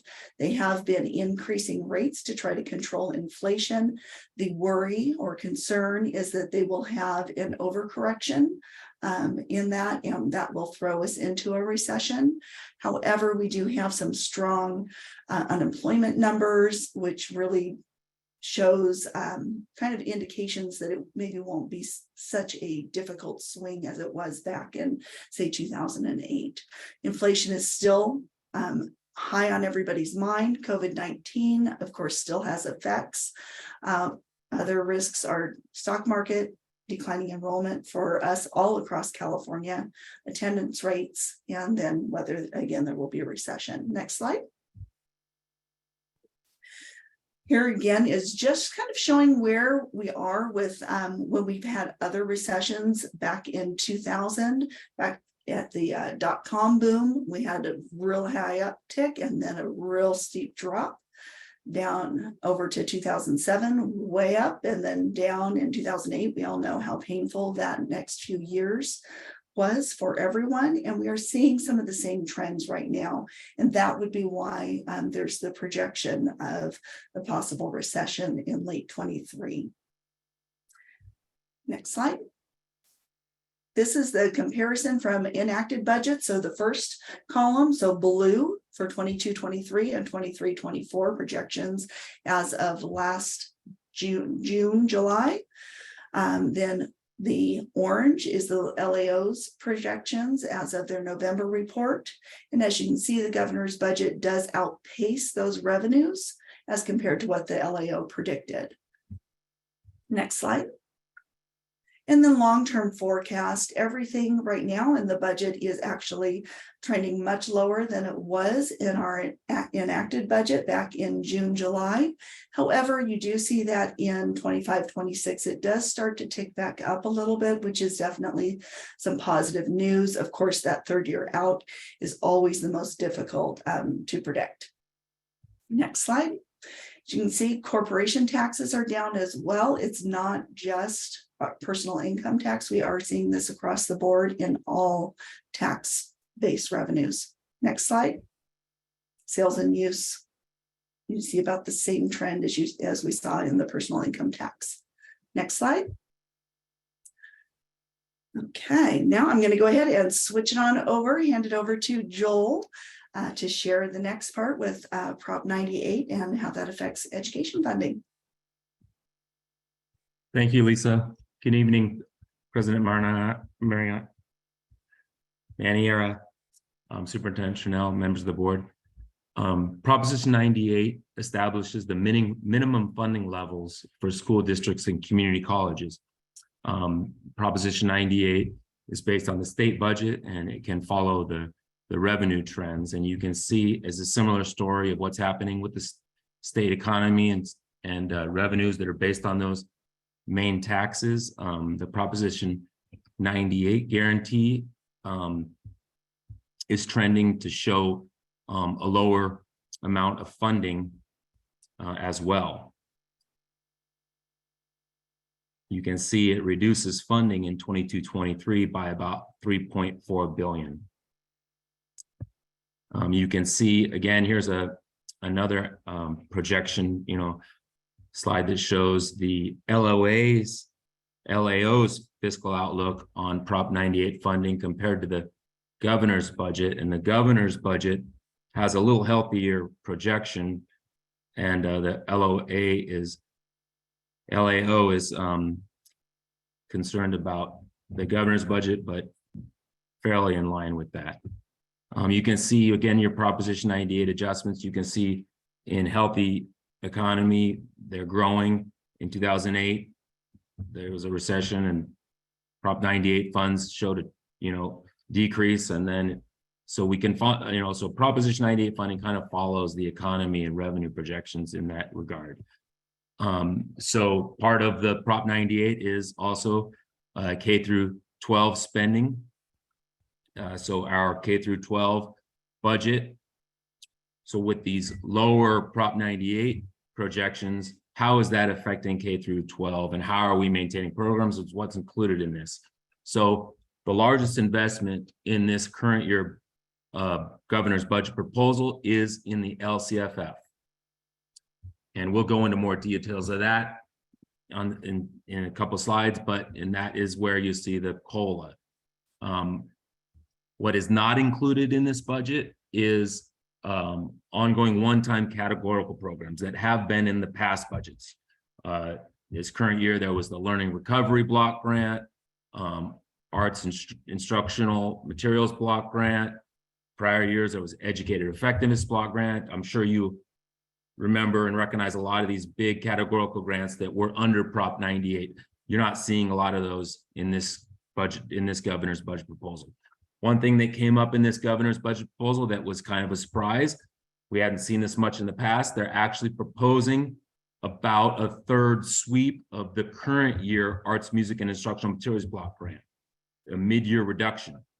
There's some pushback about that. We'll see how that, and we'll be closely monitoring and anticipating the May revise to see if that mid-year cut holds true, but that's kind of what's included in the budget. So COLA, the governor is proposing fully funding the 8.13 COLA.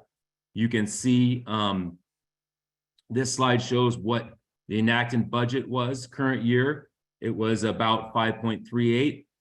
Now it's increased to 8.13%, which is a positive thing to fully fund that COLA. You can see historically, the COLA has been the current LCFF funding. In 2020-21, the COLA was 2.31%. It was actually reduced or suspended, so our actual funded COLA in the LCFF was 0. In 22-23, the COLA was 6.5%. It was increased an extra 6.7%, so the actual funded COLA was 13.26%. Here we're projected the current COLAs. We use School Services of California dartboard for 24-25. You can see they're projecting a slightly lower COLA in 24-25, but we'll monitor those. So that's kind of the status of COLA. Now, one thing about COLA is, it's an increase on prior year minimum levels of funding. However, with a declining enrollment, it's not 100% increase of the 8.13% because you've got to take into consideration declining enrollment. Here's an example of, an increase of about 5.6% with declining enrollment. Another positive thing out of the governor's current proposal was they are also including fully funding the 8.13 COLA in our existing categorical programs that are outside of the LCFF. But these categorical programs, they are self-funded, so this will help with extra services for students, but it won't necessarily help the unrestricted general fund and that reserve. One area we will be hopeful of getting support in this regard is in our special education. The special education does provide a contribution from the general fund to be able to fund that program in its entirety, but we get our revenues from the Sonoma County SELPA, and we'll be working with them to see the level of revenue increase that we'll get in this regard. So with that, that is the K through 12 education budget. how does that affect us locally here in Santa Rosa? And I'll go over some areas where we see how it affects our budget and our current multi-year projection. So our current year multi-year projection, it's based on assumptions. This is the governor's proposal. It is based on it, it has a long way to go till it's enacted in June. We'll get an update in May. There's still more, in the economy to really finalize that budget. So again, here's the same COLA projection that we saw, comparing our enacted budget to the current proposal, along with those, School Services California, and that COLA roughly. Now, this is based on our current first interim projections as far as enrollment and attendance goes. We will have to update this for current year actual attendance. But you can see with the current projections, we are about a little over 4 million in next year, and then a little over 3.5 in the third year of our current MYP. Again, one way the governor is proposing to afford this is mid-year cut in the arts and instructional material block grant, and we're seeing rounding up to about $2.7 million reduction. So where we get some increased funding in the COLA, we take a hit in the arts and music instructional material block grant. Another thing the one thing that the budget did not include was any employer contribution pension rate reduction or relief. But based on the latest information from CalPERS, the employer contribution rate for 23-24 is projecting an increase. So you see that 23, we're looking about a 1.8% increase and about a 3.5% increase, which is another hit to our MYP of about a little over $1.5 million. So where we get increased COLA, we're taking a hit in that one-time funding and then an increase in our CalPERS. So again, what's not included in the budget? All the categorical programs that we've been seeing before, the pension relief, and then again, of note, the reserve withdrawal. The governor is not showing a dip into the reserves with the strong, with the economy, with the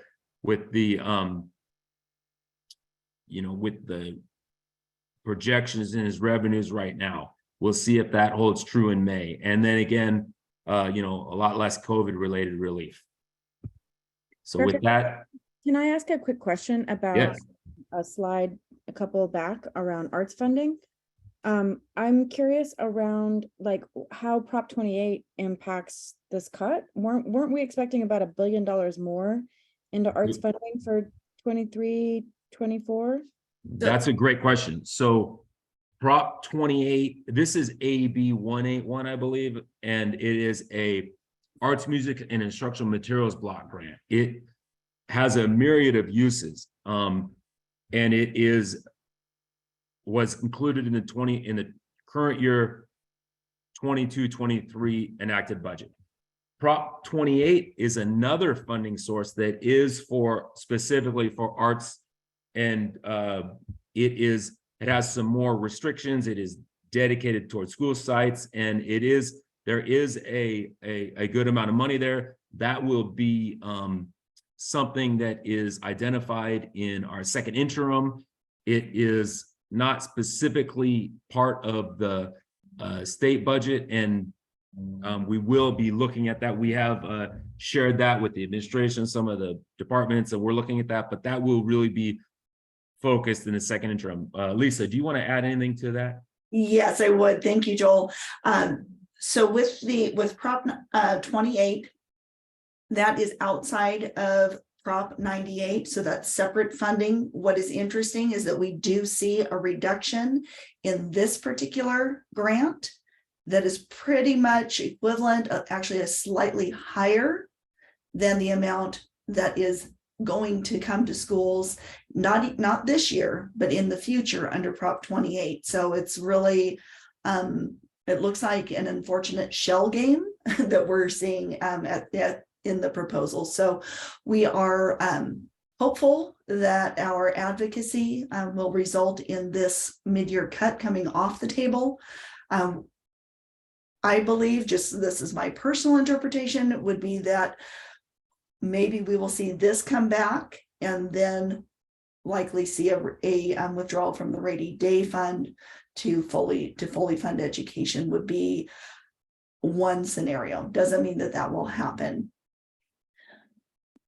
I just have a follow-up question, and thank you, Trustee De La Cruz, for bringing up the point. And I think you're right, Lisa, that this is sort of kind of like a shell game. This is kind of what we've seen in the past, especially for for funding that goes towards something that's obviously very, very popular, definitely among the electorate.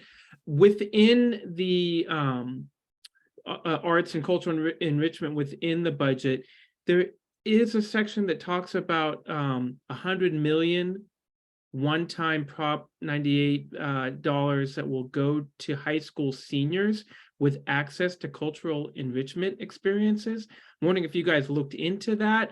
I guess the idea of this is to give every 12th grader sort of an allowance of $200 that could be used for arts and cultural enrichment. And this would be something interesting if this remains in the budget when it does get approved, and how, and maybe further discussion of how we would use it. So again, it's a shell game, and it's also kind of shifting of dollars, and suddenly we take away, but hey, look at this. Here's something, we're throwing you an opportunity. We're throwing you a bone. Well, you're right. We're throwing you a smaller opportunity than what we took, with restrictions. Whereas something I want to point out that I think is very important is that while this block grant was called Arts, Music, and Instructional Materials, it was very, it had very few restrictions on it, and was specifically geared towards offsetting some of the increased staff costs that districts and LEAs had to provide, provide increased, STRS PERS costs, increases across the board, compensatory wages, things like that. That this was kind of one of the ways that a lot of districts were balancing and really continuing to kick the can, as or to push off easing into those sustainable staffing levels, and those difficult discussions were staved off a year or two with this funding, and which is how it was actually in our budget, was really to offset some of those costs. So really, this is something that we're going to have to be really cognizant of as we're doing our multi-year projections, is what can we move in and out and into somewhere else if this does happen. Because again, it will be, we have to develop our budget, our multi-year projection, our second interim update, based on the guidance given in the governor's January proposal. So you will see this reduction in there. Our narrative will have maybe some other things that could happen, but in the actual projections, this will need to be included. Some great questions from our board. Thank you. Thank you, Lisa. I have more questions, but I'll wait for the end of. Okay, thank you. Joel, well, thank you. And so again, just touching on those items, the final budget will come out in June. May revise is when we will make our adjustments. Really have to, we are continuing to see supply chain issues that's affecting some things that we actually have right now. Our stock market does impact California. That personal income tax with capital gains up substantially. No recession projected in the governor's proposal. We'll see what happens. And, the governor is doing exactly what we are cautioned against, which is utilizing one-time funding for ongoing expenses. So it'll be interesting to see where this actually comes out. And again, specifically our declining enrollment and our ADA rates. So things that we need to analyze very closely. And of course, always keeping an eye on negotiations and our relationships with our bargaining units. Okay, next slide. Just a reminder of where we are. We do have our next budget advisory committee meeting actually tomorrow, and then we will be meeting with them again likely in February, bringing our second interim in March. Depending on the need, we may, if we are qualified or if we are positive, that will determine whether we have to bring forward a third interim or not. And then we'll be updating things again in May and June. Looking forward to starting the cycle all over again. Okay, and next slide, and we're handing it back to the board for any additional questions. Thank you, Lisa. Thank you, Joel. Are there any other board member questions? And thank you for the questions, board members, around the arts and music. I had the exact same questions around Prop 28. Are there any other questions? Director Sheffield. So the first question I have is around early education. It looks like the budget continues funding for the TK, but as we go into the second year, it's not expanding, or is it expanding dollars? Is it? No. So that's a great question. And actually that was something that last week at the school services workshop that Joel and I attended, they were very intentional in calling out that the language in the law requires that we go to 10-to-1 adult to student ratio when it is funded, when there's funding available to do that. And funding is not allocated to do so, which would mean that it would stay at a 12-to-1 ratio for next year because there's no additional funding proposed. But we're in next year, it's expanding to more students, just with less. Yes. More with less, I guess. Mm-hmm. Yes, correct. They've already bumped up that base funding in the LCFF. That's where they were very careful not to call that augmentation COLA, because it was really an adjustment to the LCFF base, specifically to offset the requirements for TK and things of that nature, and to try to address some of the decline, a way to help address some of the declining enrollment issues. Okay. And then another area that I saw where there's proposed decrease, and it's not statewide, it's not significant in the dollar amount, 100 million, but it has to do with support for the facilities program. And I'm wondering, how does this, or would this at all impact us? Not necessarily. So one of the things that we will be doing that we have not done in recent years is going after modernization funding. The availability of that will, as far as the timing, will depend upon when funds are available at the state level. So that's a several-year process to go through that. Okay, so no impact for us. And then the last question, I think this is the last question I have, looking through my notes. And this it has to do, and this may be a positive. I'm just wondering how we as a district implement this, which is under student health and safety in the budget, and it's proposed dollars for middle and high school sites to maintain doses of fentanyl or opioid overdose medication. And maybe this is something we can have for a future discussion, obviously, with what we're seeing in, the seriousness of impact on our students. Is this, I don't know where we currently are, and maybe Superintendent Trunell, this is a question for you, your cabinet. I'm not sure how we utilize these dollars, or how we plan to utilize these dollars. We can, thank you for the question, Director Sheffield. We will bring an information item to give you an update. Great, thank you. Those are my questions. Thank you, Director Sheffield. Are there any other questions from the board? Great. Seeing none, we will move on to public comment. If there are members of the public joining us on Zoom and would like to comment on item E4, please raise your hand at this time.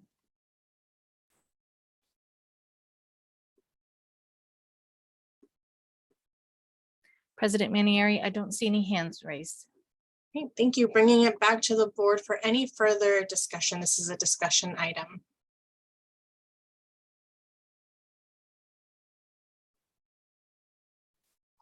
Okay, great. Seeing none, thank you so much, Lisa and Joel, for putting this together for us, and we look forward to seeing you again in June, if not sooner. I was saying, we'll be back in March. Thank you so much. We really appreciate the opportunity to share the information. Thank you. We will move on to item E5, our board governance handbook discussion item. The Santa Rosa City Schools board members will review a draft board governance handbook to serve as a framework for effective governance. The board operates under a set of bylaws and has also created norms and guidelines for effective and efficient governance. Agreement of these norms and guidelines create an environment conducive to the immense and complex responsibilities the board has and as an elected body to the Santa Rosa City Schools District. This is also an opportunity for any revisions to the norms or guidelines to be discussed by our board. And presenting this discussion item are Superintendent Tranel and myself. So with that, board, you have before you our governance handbook. It has gone through a series of edits. Thank you, Superintendent Tranel, for taking a huge step toward updating our handbook. I will pass it on to you if there's anything that you would like to add to this item. Thank you, President Manieri and members of the board and those who are with us this evening.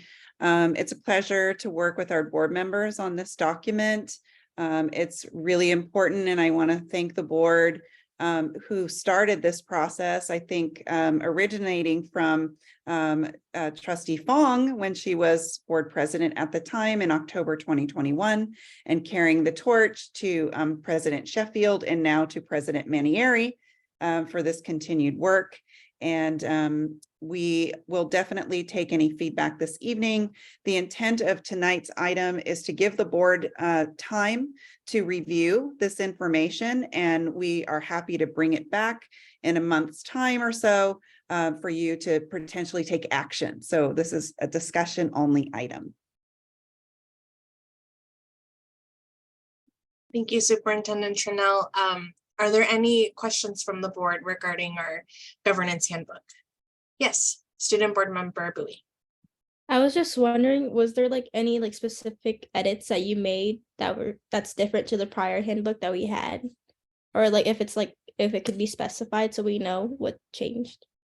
That's a great question. I can absolutely do that. I'll go back in the history of the document and highlight those things. I had them highlighted and I took them off. So yes. Yeah, there were a significant number of edits made. We can definitely show the board and the public what those edits were. Any other questions? Okay, seeing none, I think we're ready to move on to public comment on this item. If there are members of the public and would like to comment on item E5, please raise your hand at this time.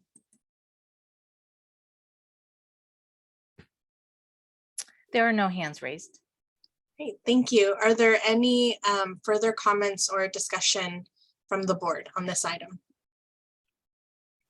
Director De La Cruz. Yeah, I just want to say one in particular that I just appreciate this effort so much, because I think that, you know, it's so critical for us to memorialize best practices. I love how functional and solid this board is, and it's really nice to see it in a document, like what those agreements are and how we roll.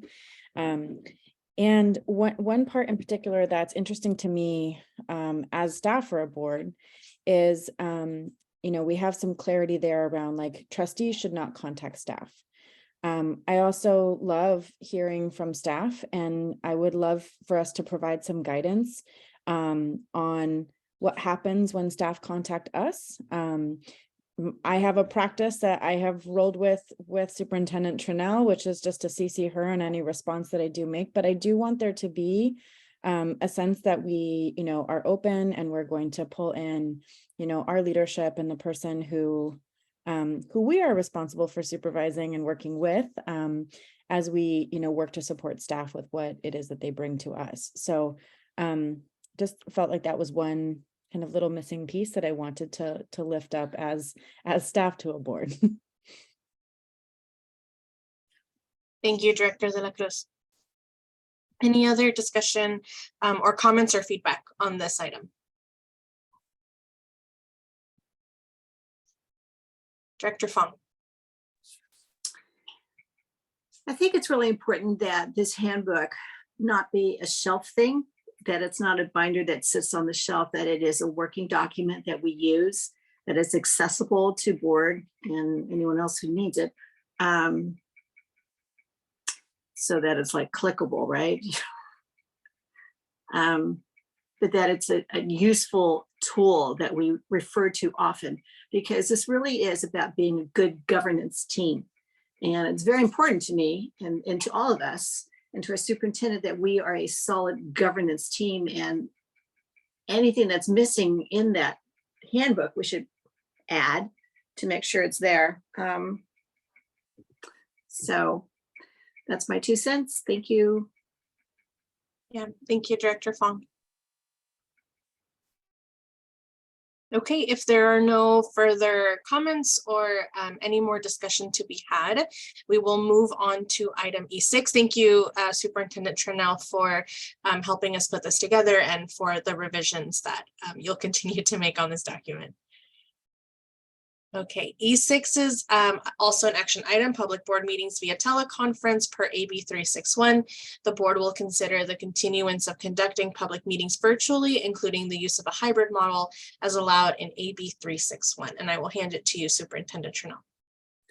Thank you, President Manieri, members of the board, and those who are still with us.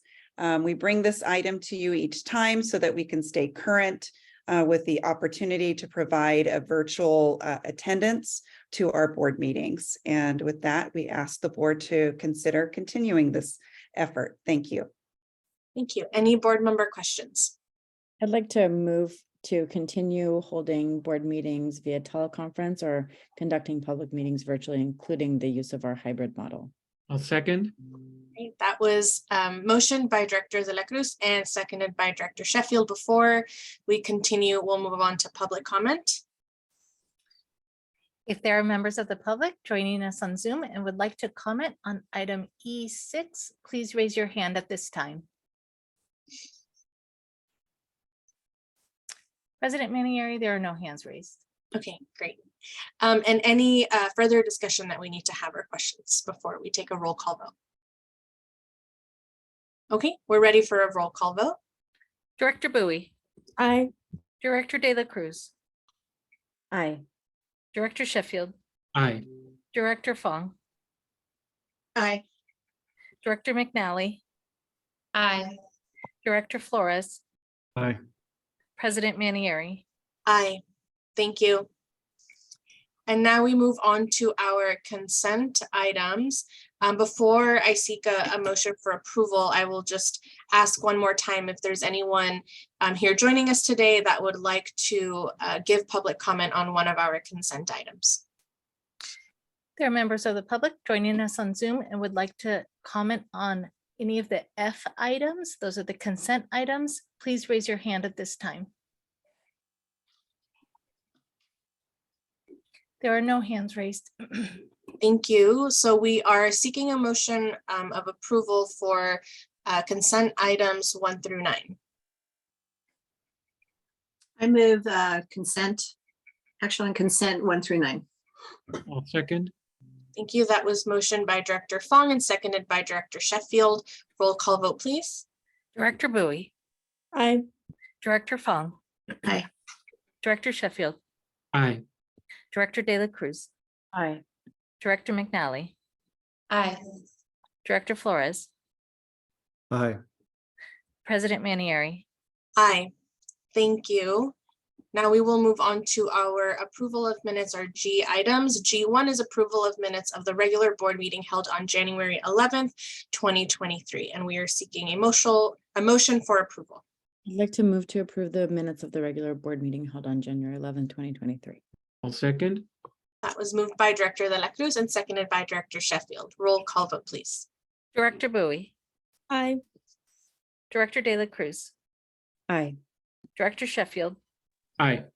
Director Fong, Aye. Director McNally, Aye. Director Flores, Aye. President Manieri. Aye. Thank you. And G2 is approval of minutes of the special board meeting held on January 18th, 2023, seeking a motion for approval. I move to approve the minutes of the special board meeting held on January 18th. Second. There we go. That was moved by Director Sheffield and seconded by Director Flores. Roll call vote, please. Director Bowie, Aye. Director Sheffield, Aye. Director Flores, Aye. Director De La Cruz, Abstain. Director Fong, Aye. Director McNally, Aye. President Manieri. Aye. Thank you. And next is board member requests for information. Are there any board members who have requests for information at this moment? Director Fong?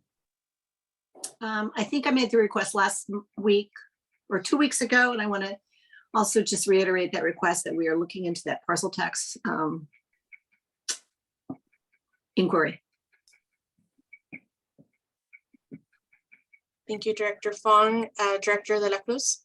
I guess this is probably the appropriate place to make my request that we consider a curricular presentation with every resolution around a celebratory moment in our country's history.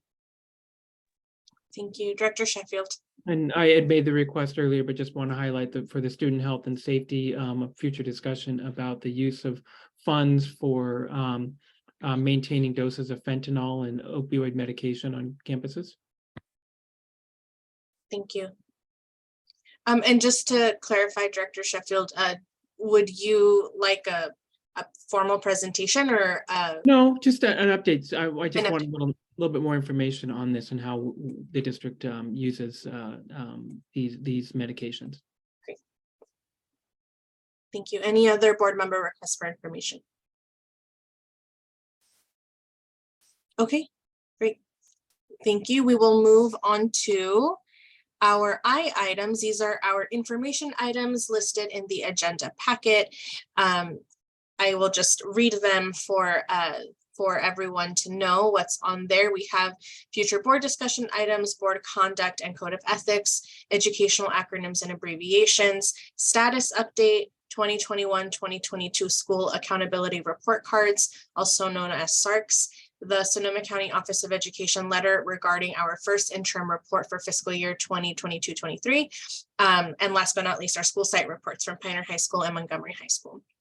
Before we adjourn, Superintendent Tranel, are there any last announcements? Just want to wish everyone a very good evening and week. And remember, school is closed on Friday, and we look forward to seeing students back on Monday, the 30th. Great, thank you. And with that, I will adjourn this meeting. Thank Happy you. Lunar New Year, y'all.